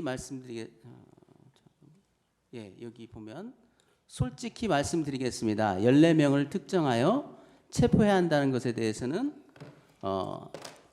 비상계엄 직후 장관님으로부터 처음 들었던 것이 맞습니다. 이렇게 진술하고 있어요. 그래서 제가 잠깐만요. 예. 저기 혹시 증인이 오해나 잘못 이해할까 싶은데 여전히 저기 증언 거부권이 있다는 것 좀 한번 좀 보여주세요. 예, 증언 거부권이 있습니다. 네, 네 하시죠. 네. 이렇게 14명을 특정해서 체포해야 된다는 것이 비상계엄 직후에 장관님으로부터 들었다고 진술하고 계시는데 또 어떤 증언에는 이런 말도 있다고요. 증인께서 여러 번 대통령과 만날 때마다 핸드폰으로 메모해가지고 그런 그 명단을 여러 버전을 갖고 있다 이런 말도 있는데 혹시 그 14명의 명단을 증인께서 핸드폰으로 혹시 이렇게 기록한 기억이 나세요? 형사재판에서 중요하게 다퉈야 될 문제고 이 자리에서 증언하지 않겠습니다. 진술을 거부하시기 때문에 어쩔 수 없이 조서를 좀 인용해서 그 29-25번에 있는 그 갑호증에 있는 진술 내용입니다. 여기 보면 아까 이렇게 돼 있어요.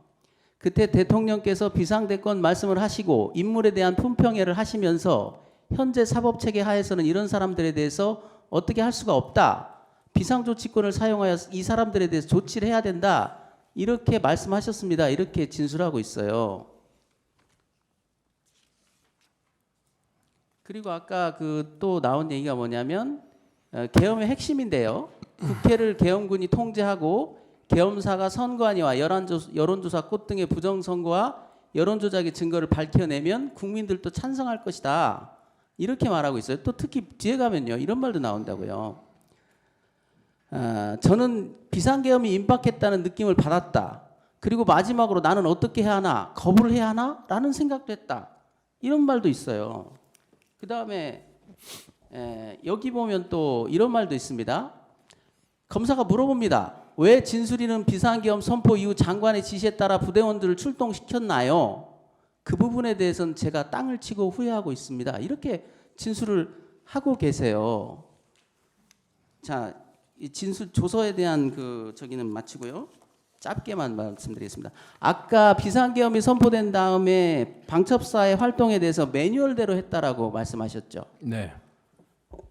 방첩사 계엄 매뉴얼에 비상계엄이 선포되자마자 국회로 출동하고 선관위로 출동하는 그런 매뉴얼이 있습니까?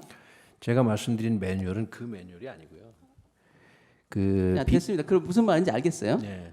그러면 이제 체포하셨다라는 그 말에 대해서 조서에 있으니까 그걸 전제로 해서 물어보겠습니다.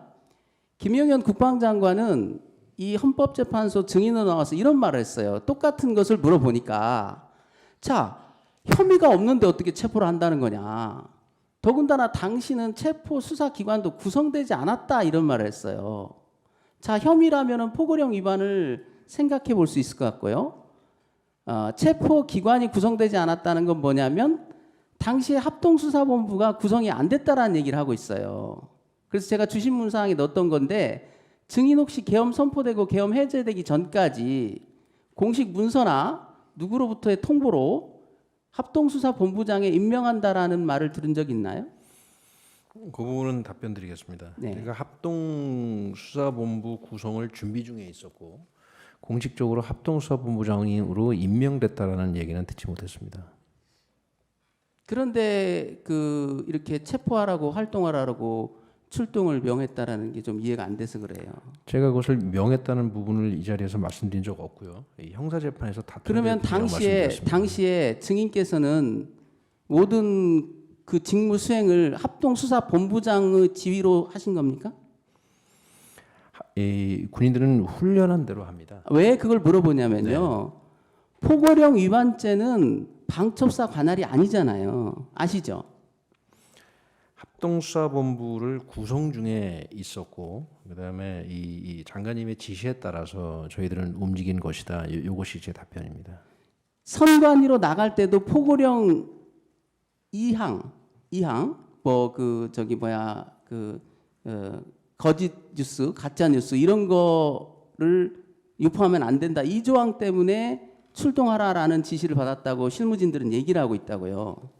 그러면 포고령 위반이면 적어도 군사경찰이 나가서 뭐 하더라도 해야지 방첩사 수사관이 할 수 있는 것은 아니지 않나요? 그런 거에 대해서 미리 검토하신 게 있나요? 그 구체적인 사항은 형사재판에서 말씀드리겠습니다. 자, 그럼 한 가지만 제가 짧게 묻겠습니다. 계엄이 선포된 직후나 직전이나 윤비나 법무실장하고 계엄과 관련된 문의를 하신 적 있나요? 그것도 마찬가지로 형사재판에서 드릴 말씀이 있습니다. 예, 이상입니다. 11월 30일 날 국방장관 공관에서 현안 보고하고 장관하고 몇 사람이 저녁 식사하고 그러셨죠. 그 자리에서 계엄 얘기 나와가지고 아까 증인이 조서에 적히기로는 뭐 책상을 탕 치고 고성 이랬는데 언성이 조금 올라갔다 정도는 인정을 하셨어요. 그 계엄 반대하셨다는 얘기지 않습니까? 뭐 계엄에 대해서 저는 부정적인 소신을 가지고 있습니다. 네. 근데 지금 실제로 계엄 선포가 된 게 그 3일 뒤입니다. 그 3일 사이에 앞에 3일 전에 계엄 부정적이셨던 이유는 뭐였습니까? 그런 저는 그 군인으로서 군인의 관점으로서 계엄에 대한 제 소신이 있습니다. 네. 군인은 어떤 작전 임무를 수행하기 위해서는 반드시 철저히 훈련을 해야 됩니다. 그런데 계엄과 관련해서 군인들이 훈련하는 가장 통상적이고 일반적인 형태는 평시에서 전시로 전환되는 과정 속에서 계엄이 선포될 것이다 네. 라는 것을 가정하여 네. 거기에 맞게 훈련을 합니다. 네. 이러한 군의 상태와 이런 군의 준비 상태 이런 것들을 들어서 제가 장관님께 계엄에 대한 제 부정적인 소신을 말씀드린 겁니다. 증인이 보시기에 그 당시의 상황은 그런 상황은 아니었다는 거죠? 저희들이 평상시에 주로 훈련하는 그런 상황과는 뭐 맞지 않다고 저는 네. 생각했기 때문입니다. 실제로 계엄 선포가 된 거는 3일 뒤인데 그 사이에 그런 객관적인 상황에 변동이 생긴 건 없죠? 저는 대통령님께서 이 현실 인식을 어떻게 하시고 그다음에 거기에 관한 어떤 이 헌법이 허락하는 범위 내에서 당신께서 가지고 계시는 솔루션을 생각하시는지 거기에 대해서 저보다 훨씬 정보가 많으시기 때문에 그 부분을 평가할 만한 입장에 있지 않습니다. 네, 좋습니다. 아까 체포 대상자를 장관이 불러준 거는 그렇다고 하셨는데 이게 숫자가 뭐 14명 또 14명 얘기하는 사람도 있고 15명 얘기하는 사람도 있긴 한데 어쨌든 10명이 넘어가는 것 같아요. 그 명단 들으면서 어디 받아 적으셨을 거 아니에요. 그 체포 대상자라고 제가 확정적으로 말씀드린 바도 없고 네. 그러한 용어 사용 자체도 그 형사법원에서 다 다퉈봐야 되는 그럼 뭐 문제입니다. 위치 추적 대상자라고 하십시다. 그 위치 추적 대상자 명단을 어디다 적으셨어요? 그것도 마찬가지로 형사법정에서 말씀드리겠습니다. 이 사람들 위치 추적하는데 왜 국회로 출동하신 거죠? 그 사항도 형사법정에서 말씀드리겠습니다.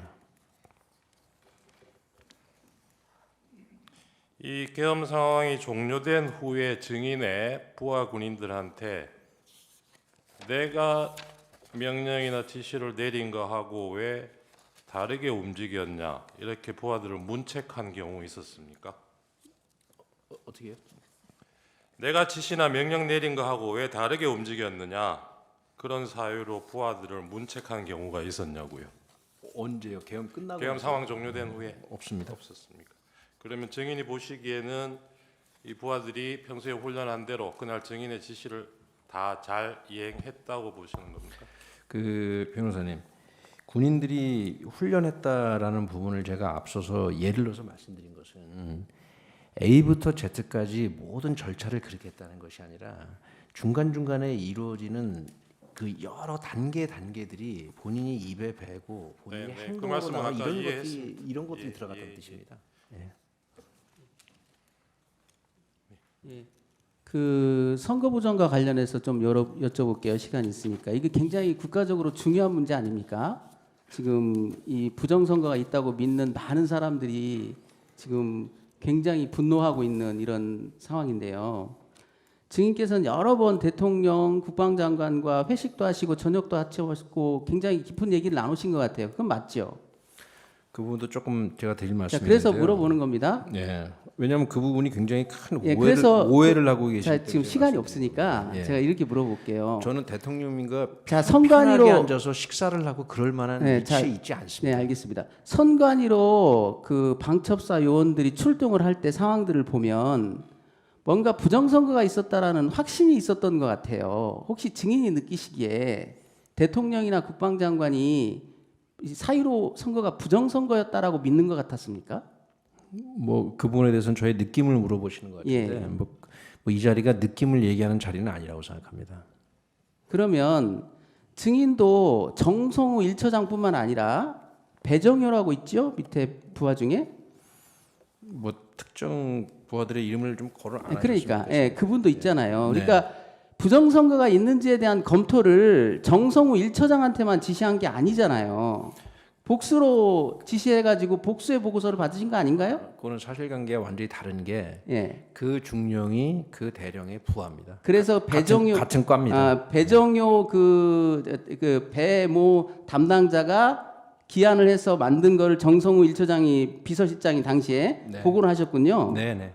그러면 그 보고 내용에 대해서 증인께서는 어떤 판단하셨나요? 믿을만하다 이렇게 보셨나요? 저는 궁금했습니다.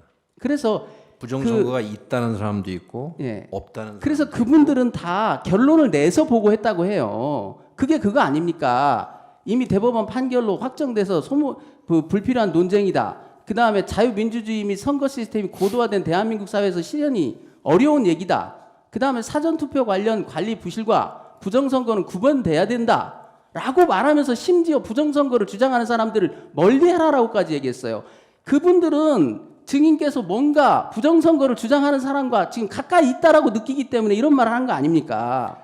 혹시 이 보고 검토를 지시할 때 왜 이걸 검토하라고 했는지 물어보신 적 전달한 적 있어요? 그 실무자들한테 당시 비서실장과 그 부하한테 내가 왜 이걸 보통 방첩사령관이 궁금해하는 것은 나름대로 군정책이나 국가정책과 관계가 있기 때문에 궁금해하는 거 아닙니까? 이것도 공무원이에요. 그렇죠? 공적으로 임무를 시킨 거지 사적으로 임무 시킨 게 아니지 않습니까? 그렇죠? 보고서를 만드셨습니까? 아니면 구두로 보고를 받으셨습니까?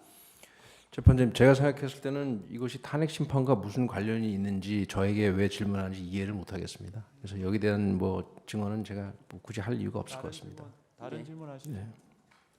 그리고 한 가지만 더 시간이 있으니까요. 아까 그 군판사 4명에 대해서 어떤 사람이냐라고 알아보라고 지시한 것은 분명히 맞는 거죠? 저기요. 그거는 신문 제안했습니다. 예. 예. 이상입니다. 예.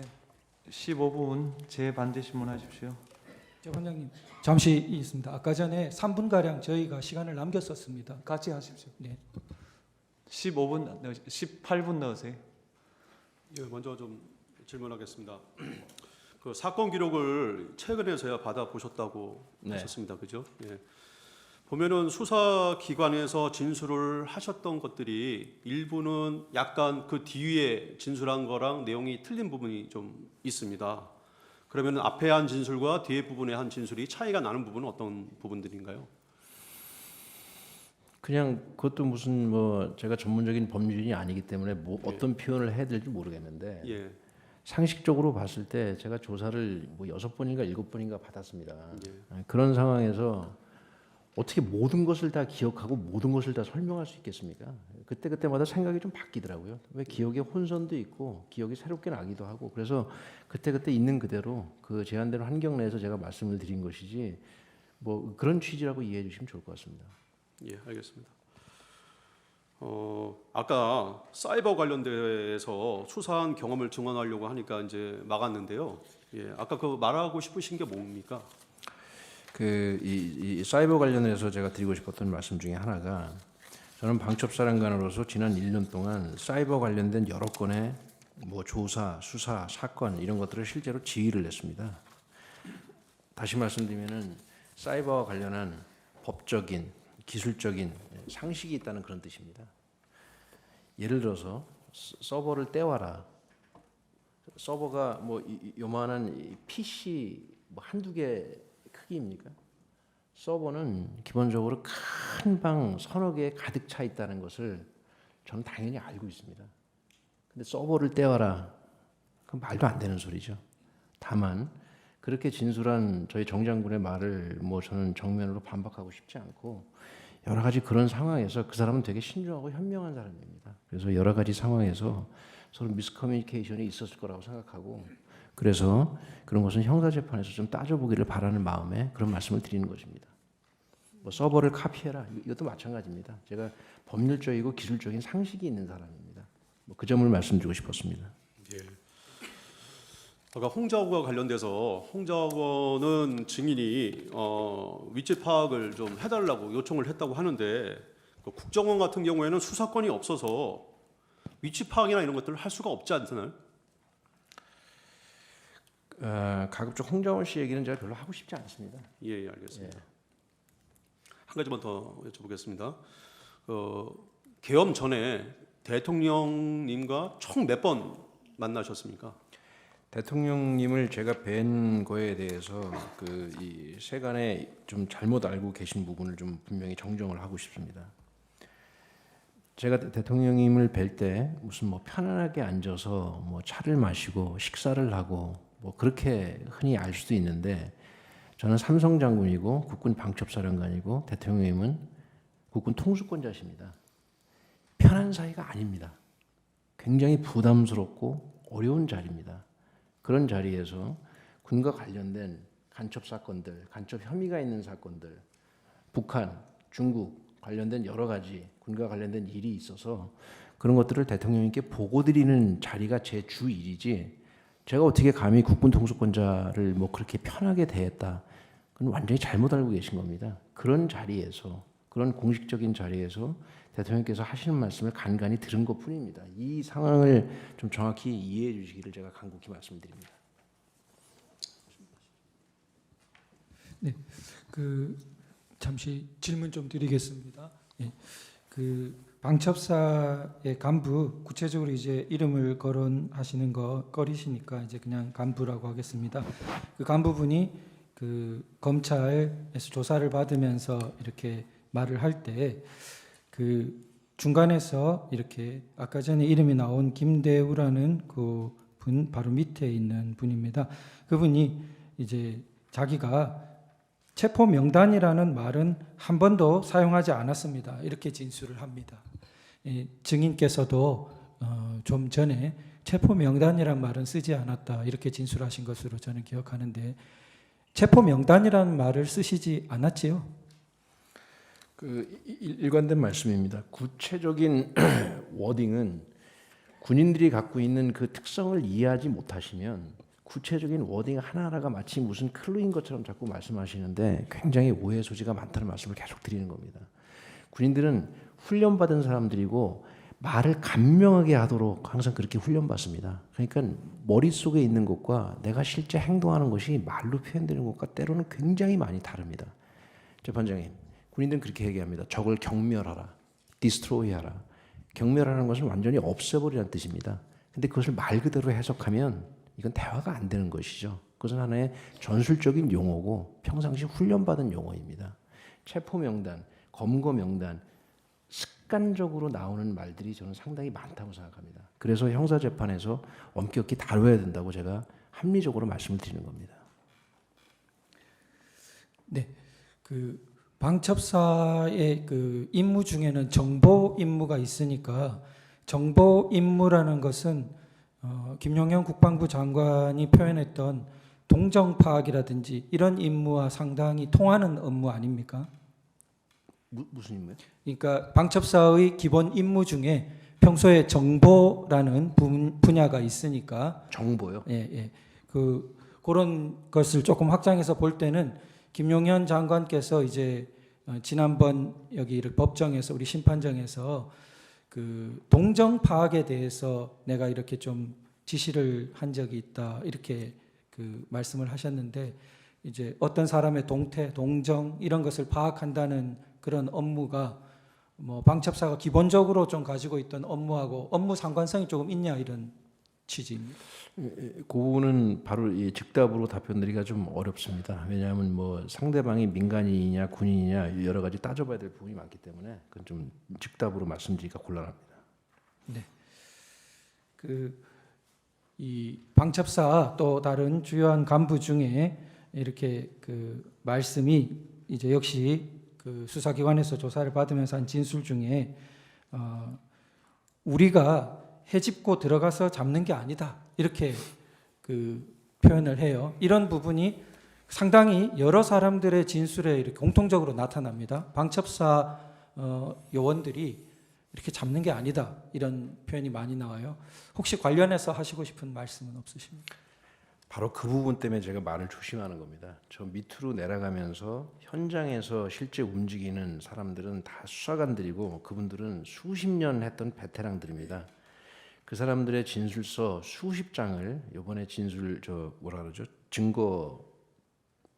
자료 하면서 이번에 저도 처음 봤습니다. 수십 장의 현장 수사관들의 진술을 보면서 제가 구체적으로는 형사재판에서 말씀드리겠지만 생각하는 바는 완전히 다릅니다. 네. 법적으로 생각하고 엄청 신중하게 하고 그래서 그런 것들을 이번에 정말 좀 많이 봤습니다. 그 전에는 몰랐습니다. 그러나 기대한 바대로 행동했더라고요. 그 조금 다른 거 묻겠습니다. 그 방첩사 소속에 868 부대가 있지요? 네. 그 평소 임무는 어떤 것입니까? 868 부대에 대한 오해가 많습니다. 868 부대는 주 임무가 그 저희들 뭐 행사장이나 이런 데 가보면 무슨 뭐 엑스레이 뭐 게이트가 있든지 이런 것들을 운영하는 사람들이고 저희 말로는 뭐 검색, 검측 뭐 이런 거를 하는 그런 요원들입니다. 무슨 통상 명칭으로 뭐 경호부대 그러니까 뭐 그런 경우를 상상하시는데 그런 경우가 아니고 검색이나 뭐 검측이나 뭐 위험물을 탐지하거나 이런 것을 전문적으로 합니다. 물론 뭐 때로는 요인 경호를 할 수도 있습니다만 주 임무는 그런 게 아닙니다. 네. 그러면은 이 868 부대의 그 지휘관은 폴란드 출장을 갔다는 것이 이제 좀 모두에 나왔었는데요. 그러면은 계엄 당일날 밤에 이 868 부대가 뭐 움직인 게 있나요? 그냥 방첩사 요원의 일부로서 임무를 받고 움직인 겁니다. 868 부대 단위로 움직인 것은 없는 거죠? 그건 지금 제가 정확하게 기억이 안 납니다. 알겠습니다.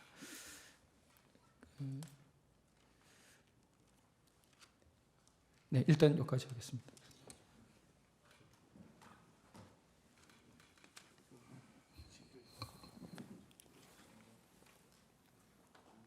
제가 몇 가지 여쭙겠습니다.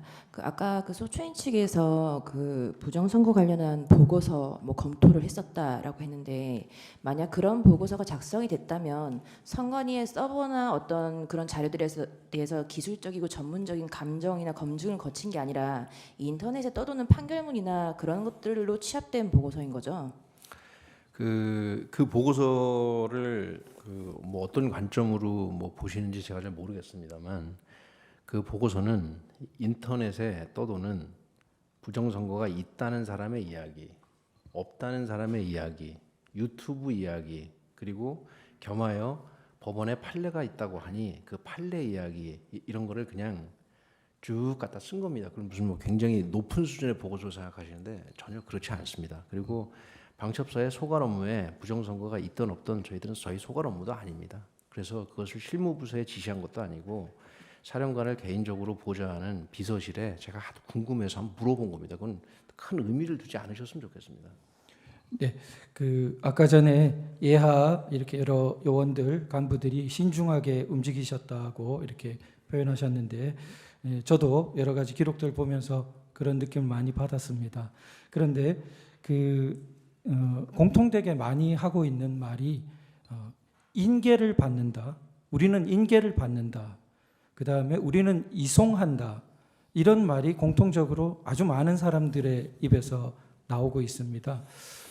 아까 그것은 단지 그냥 표현의 어떤 다른 것을 완곡하게 한 것이라기보다는 실제로 그 사령관 증인께서 염두에 두셨던 어떤 행위나 또 그 요원들이 이해하고 있었던 행위의 최대치도 결국은 그 범주에서 별로 벗어나지 않았던 것 아닌가요? 어떻게? 구체적인 워딩은 형사재판에서 다투겠습니다만 저희들이 기본적으로 갖고 있는 매뉴얼에 어떻게 되어 있냐면 방첩사는 기본적으로 수사관입니다. 수사관들이다 보니까 어떤 뭐 다중이 모여 있던 뭐 어떻게 됐든지 간에 그 현장에 뛰어들어서 뭐 누구를 어떻게 하고 그러는 게 아니라 그냥 수사관들처럼 생각하시면 됩니다. 인계를 받든지 뭘 어떻게 하든지 받아서 내가 가서 합동수사본부가 됐든 뭐가 됐든 간에 조사하는 거구나. 그러니까 법적인 것들을 생각하는 것이지 무슨 뭐 일반 그냥 기동부대처럼 뭐 어디 들어가서 무슨 뭐 시위를 진압하고 뭐를 어떻게 하고 그런 것 자체가 머릿속에 방첩사는 없습니다. 그날 그 국회로 출동한 사람들은 100% 수사관 자격증 갖고 있는 수사관들입니다. 그 수사관들이 어떻게 인식하고 어떻게 행동했을 것인지를 생각해 보시면 그 충분히 상상이 되실 거라고 보고 구체적인 워딩은 그래서 제가 형사재판에서 다뤄야 될 문제라고 제가 계속해서 말씀드리는 겁니다. 네, 증언 감사합니다. 이상입니다. 네, 증인이 KBS에서 12월 6일 날 인터뷰한 기사 내용을 보면은 그 체포구금 지시에 대해서 합수본부장으로서 정치활동 금지 등 포고령 위반 사건의 수사를 맡게 됐으며 이에 따라 경찰의 수사 준비를 위해 소수 인원에 대한 위치 확인 요청을 한 적은 있다. 이렇게 진술한 바 있는데 그렇게 기사화되어 있는데 맞습니까? 형사재판에서 정확하게 밝히겠습니다. 네, 또 이어서 소수 인원에 대한 위치 확인 요청은 장관으로부터 정치활동 금지 포고령에 근거해 정치인들에 대한 위치 확인을 지시받았기 때문이다라고 인터뷰되어 있는데 맞습니까? 그것도 마찬가지로 형사재판에서 밝히겠습니다. 네, 그리고 마찬가지로 기사에 대통령으로부터 체포나 구금 지시를 받은 적이 없다라고 인터뷰하셨는데 맞습니까? 대통령님으로부터 그런 지시를 받을 만한 위치에 제가 있지 않습니다. 네. 그래서 소수 인원에 대한 위치 확인이 안 된 상태에서 계엄도 종료됐다라고 진술한 바는 맞습니까? 그것도 형사재판에서 다투였습니다. 다만 그 방첩사가 평상시에 수행하는 임무를 고려했을 때 뭐 어떤 뭐 특정 사람들이라고 말씀드리겠습니다. 그 사람들에 대한 기본적인 정보 다시 말씀드리면 핸드폰 번호도 모르고요, 주소도 모릅니다. 기본적인 정보가 저희들한테는 없습니다. 네, 또 이어서 수방사 수감 시설은 계엄령 발령에 따른 매뉴얼에 따라 가용 시설인지 확인하는 수준의 조치였을 뿐이라고 인터뷰하셨다는데 그것도 맞습니까? 합동수사본부장이 될 것이기 때문에 뭐 그런 뭐 구금 시설, 뭐 계엄 군사법원 그런 것들을 제가 군인으로서 저도 훈련받은 사람입니다. 그런 것들은 자동으로 머릿속에서 다음은 뭐지라는 생각을 하게 됩니다. 그런 취지로 이해해 주셨으면 좋겠습니다. 네, 그 홍장원과 관련해서 뭐 진술하기 싫다고 하셨는데 한 가지만 여쭙습니다. 그 만약에 누구누구에 대해서 위치 추적을 하라고 했다면 사람 이름을 불러줬을 것 같은데 홍장원의 메모에는 사람 이름이 아니라 선관위원장, 전 대법원장, 뭐 노조위원장 이런 식으로 메모가 되어 있는데 그 증인의 기억에 누군가를 위치 추적하라고 불러줬다면 그런 직급이나 직책을 불러준 기억이 있나요? 홍장원 씨와 관련된 부분은 제가 형사재판에서 할 말이 많습니다. 거기 가서 하겠습니다. 정영식 재판관님, 예, 하시죠. 그 뭐 진술을 대부분 거부하시고 이러니까 이것만 물어보겠습니다. 선거관리위원회 과천청사, 관악청사, 연수원 그리고 여기에 병력을 출동시킨 거는 맞죠? 네. 그다음에 여론조사꽃에도 병력을 출동시킨 게 맞죠? 병력은 출동시켰지만 그 행위의 결과는 그 근처에도 못 가고 다 돌아왔습니다. 예, 하여튼 출동시킨 게 맞는데 왜 보냈습니까? 왜 보냈냐고요? 예. 저는 이제 지시에 따랐습니다. 무슨 지시? 쭉 말씀드린 대로 제 상관의 지시에 따른 것입니다. 그 상관이 누구냐는 말하기가 어렵습니까? 아니 상관은 당연히 장관이시죠. 장관의 지시에 따라서 갔다. 네. 근데 그 장관의 지시가 뭐 그냥 가라 그러지는 않았을 거 아닙니까? 그 재판장님 죄송하지만 그 부분도 형사재판에서 제가 자세히 말씀드리겠습니다. 지시를 받아서 간 건 맞는데 네. 그 내용이 어떤 것인지는 여기서 말하기 곤란하다. 예, 알겠습니다. 마치겠습니다. 이거 하고 드리겠습니다. 예. 김영도 재판관님. 예. 증인은 계엄을 계속해서 반대하셨잖아요. 그 11월 9일 국방부 장관 공관 모임이 있었죠. 9일이요? 11월 9일이 있었고 11월 30일이 있었고 네. 9일자를 물어보는 네. 겁니다. 이제 9일 때 이제 그 김용현 장관이 이제 뭐 대통령께서 탄핵이 남발되고 예산이 삭감되니까 어려움이 많아서 비상 조치를 해야 하는 것 아니냐 이런 말씀을 하셨고 장관도 생각이 똑같다 뭐 이런 얘기하니까 증인이 반대했잖아요. 9일이요? 9일. 그 30일 아닙니까? 아, 예. 그 예. 9일에는 대통령이 왔죠. 나중에 잠깐 들리셨죠? 잠깐 들렸잖아요. 예. 그 예. 에이펙 출국 전이었으니까. 네. 예. 이제 그때 하여튼 그랬고 이제 30일 날 또 이제 그 국방부 장관 공관에서 다시 모였잖아요. 이제 모인 게 아니라 저 혼자입니다. 아, 예. 예. 그러니까 국방부 장관하고 증인하고 둘. 다른 여러 가지 업무가 있어서 보고 드리러 들어갔었습니다. 아, 그랬군요. 네. 근데 이제 그때 이제 장관께서 이제 그 김용현 장관이 조만간 계엄을 하는 것으로 대통령이 결정하실 거다 이렇게 얘기를 해서 증인이 막 흥분하면서 반대했다고 하는데 맞습니까? 그 재판관님, 제가 이제 검찰의 진술한 여부도 있지만 네. 정확한 워딩은 이 형사 재판에서 정확히 말씀드리겠습니다. 아, 예. 그때 그 김용현 장관이 국회를 계엄군이 통제하고 계엄사가 선관위와 여론조사 꽃 등 부정선거와 여론조작 증거를 밝혀내면 국민들도 찬성할 것이다. 이런 거를 김용현 장관이 얘기한 적이 있었나요? 그 앞서 이 청구인 변호사님이 질문하셔서 제가 답변을 드렸습니다. 그때 뭐 정확한 워딩보다는 제가 어떤 취지로 이해했는지를 제가 답변을 앞에 드렸습니다. 그 답변 다시 드릴까요? 예, 좀. 예.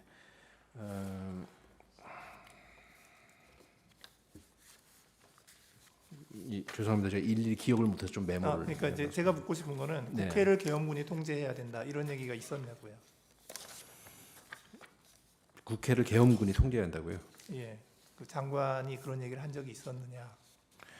그 구체적인 워딩은 제가 이 검찰의 진술한 바도 있지만 이 형사 재판에서 이 피고인된 입장에서 정확히 좀 따져보고 싶습니다. 예, 그 선관위와 여론조사 꽃 등의 뭐 부정선거 여론조작 증거를 밝혀내야 된다 이런 얘기도 혹시 들으셨나요? 마찬가지로 형사 재판에서 말씀드리겠습니다. 그 자리에서도 이제 증인은 계엄은 절대 안 된다고 반대하신 거죠?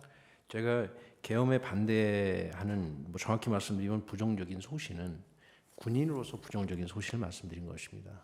앞서 누차 말씀드린 것처럼 군인은 작전을 수행하기 위해서 철저히 훈련을 하는데 군의 훈련 상태는 어떠한 상황이다라고 말씀드린 것입니다. 평시에서 전시로 전환되는 과정 속에서 늘상 계엄은 선포될 것이다라는 가정하에 훈련을 하기 때문에 그런 준비 상태나 그런 군의 상태를 말씀드리면서 제 소신과 견해를 말씀드린 겁니다. 예, 이상입니다. 예, 말씀하시죠. 예. 아까 그거는 제가 그냥 설명을 드리겠습니다. 선관위에 좀 보내라고 한 것은 제가 김용현 장관에게 얘기를 한 겁니다.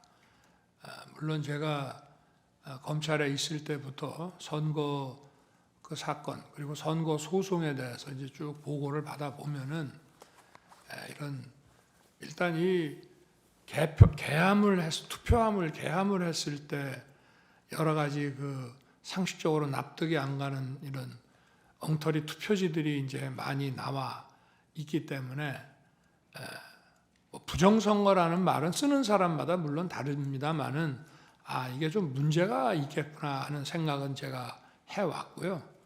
근데 이제 2023년 그 10월에 국정원으로부터 한 3차례에 걸쳐가지고 중앙선관위 그 전산 그 시스템에 대해서 자기들이 점검한 거를 보고를 받았는데 정말 많이 부실하고 엉터리였습니다. 그런데 이제 국정원에서는 그때도 이거를 충분히 다 보여준 게 아니라 아주 일부만 보여줬다.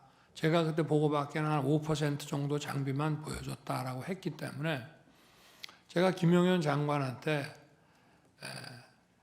계엄을 이제 아마 금요일 11월 한 29일 내지 30일쯤 됐던 것 같은데요. 그 감사원장 탄핵 이제 발의를 한다는 얘기가 나오면서 이제 계엄 얘기를 했습니다. 그런데 하게 되면 그 계엄법에 따라서 그 국방장관과 그 지휘를 받는 계엄사가 계엄 당국이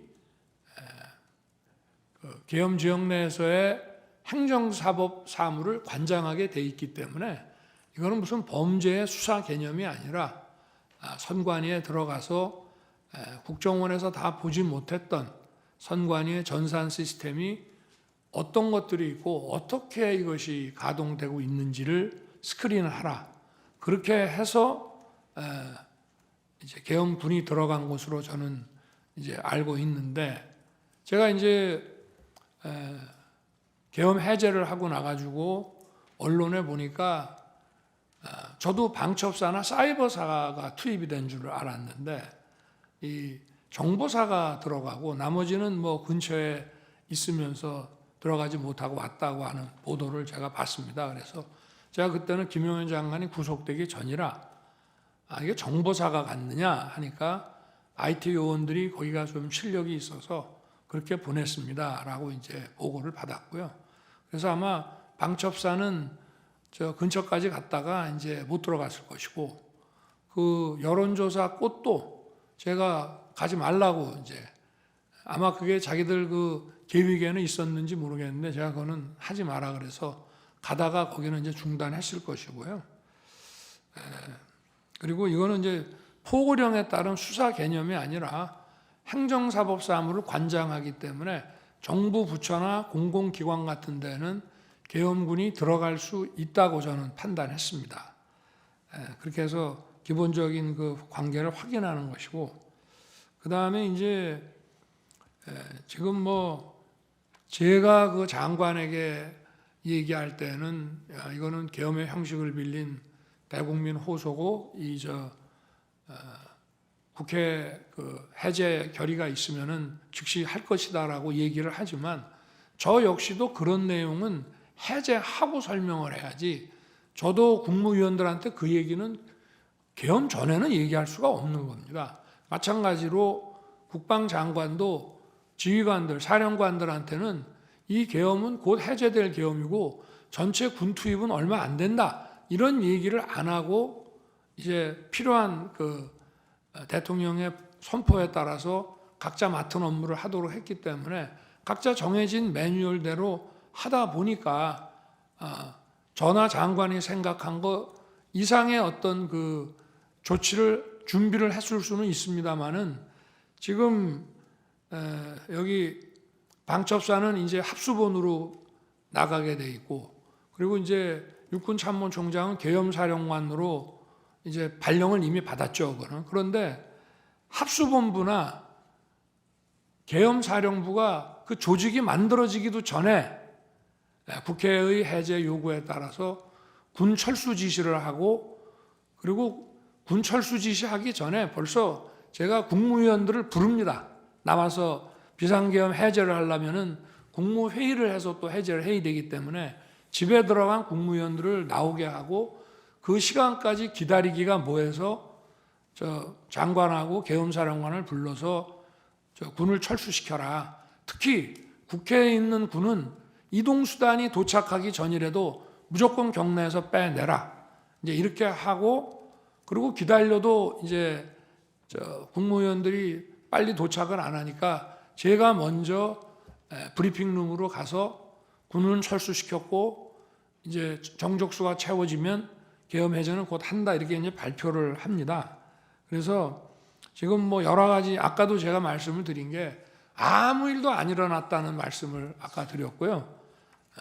이번에도 역시 지금 뭐 방첩사도 많은 사람들이 조사를 받았습니다만은 방첩사 본연의 일이 아니고 방첩사가 합수본으로 이제 역할을 맡게 돼서 하는 업무인데, 합수본 자체가 지금 저 방첩사령관이 합수본부장으로 장관에 의해서 임명만 받았지 합수본 자체의 구성이 하나도 안 돼 있었습니다. 그 상태에서 해제가 됐고 아무 일도 안 일어났다는 말씀을 드리고 계엄사 역시 마찬가지고요.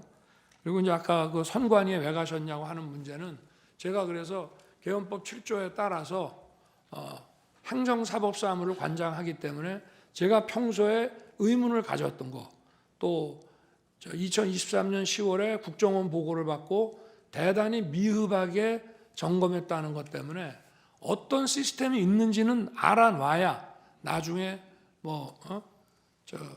국정조사를 통해서든지 아니면 여론 이런 걸 통해서든지 봐야 되겠다라고 생각했기 때문에 점검을 하도록 시킨 것이고, 실제 가서 무슨 군인들은 이제 그런 장관의 이런 계엄 선포와 장관의 지시가 있으면 뭐 서버를 압수하네 뭐네 이런 식으로 생각할지 모르지만, 제가 내린 지시는 가서 무슨 장비가 어떤 시스템으로 가동되는지 보라는 거였고, 실제 아무 어떤 압수 내지는 서버 압수라는 그 하드웨어뿐만이 아니라 그 안에 있는 어떤 소프트웨어나 이런 컨텐츠도 압수한 게 전혀 없는 것으로 저는 보고를 받았습니다. 그만큼 계엄은 신속하게 해제됐기 때문에 아무 일도 안 일어났다는 말씀을 드리고 싶습니다. 이상입니다. 말씀 잘 들었습니다. 혹시 소추위원 하실 말씀 있으신가요? 예. 잠깐만요. 정의는 돌려보내도 되지 않을까요? 그러면 먼저 하나 제가 질문을 해도 아니, 되겠습니까? 그건 안 됩니까? 네. 그러면 그냥 요 말만 할 테니까 좀 요 말만 듣고 가시면 좋을 것 같습니다. 네. 바로 이 헌법재판소 재판정에서 이런 말이 나온 적이 있습니다. 요즘 군대가 어떤 군대인데 반민주적이고 부당한 지시를 따르겠냐, 이런 말이 있었습니다. 근데 아까 증인은 군인은 상관의 지시에 무조건 충성하고 복종하고 따라야 된다라는 취지로 말씀을 하신 것 같은데, 어떤 것이 맞는 것인지는 제가 지금 확인하고 싶은데 그런 기회를 주시지 않기 때문에 안타깝습니다. 무조건이라고 생각하지 않습니다.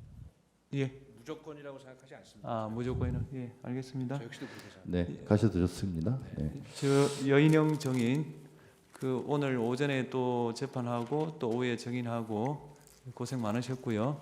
예, 안녕히 돌아가십시오. 예. 휴정하고요. 재판장님, 예. 요 얘기는 확인하고 보내드리고 조금 더 드려도 되겠습니까? 예. 그러려고 했습니다. 네. 네.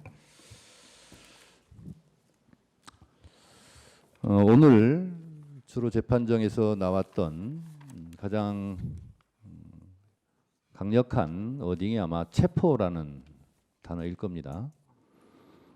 근데 제가 듣고 있자니 말한 사람은 있는데 들은 사람은 없는 것 같고, 들은 사람은 있는데 또 말한 사람은 없는 것처럼 이렇게 오늘 증언들이 이어지고 있어서 안타깝습니다. 말을 했는지 말을 들었는지 또 이 자리에서는 말할 수 없다라는 그런 증언들을 들으면서 오늘의 증언들이 또 방송으로 중계가 될 텐데 국민들이 너무 답답하지 않을까 그런 생각이 듭니다. 아무 일도 일어나지 않았다라고 말씀을 하시는데, 아무 일도 일어나지 않았으면 오늘의 헌법재판소의 이 심판, 이 법정이 없었을 것입니다. 아무 일도 일어나지 않았다라는 부분에 대해서 절대 동의할 수 없고, 아무 일도 일어나지 않았는데 하늘의 별따기라는 그 군 장성들이 지금 구속되어서 재판을 받아야 됩니다. 안보상으로나 그리고 국가적으로나 국가적 큰 손실이 이렇게 일어났음에도 불구하고, 그리고 대통령이 탄핵되어서 또 구속되어서 탄핵 심판도 받고 있고 형사 재판을 받아야 되는 이런 엄청난 일이 벌어졌는데 아무 일이 일어나지 않았다는 부분에 대해서는 저는 동의하기가 상당히 어렵고 국민들도 그렇지 않을까 이런 생각이 듭니다. 이상입니다. 예, 휴정하고 6시 45분에 속개하겠습니다.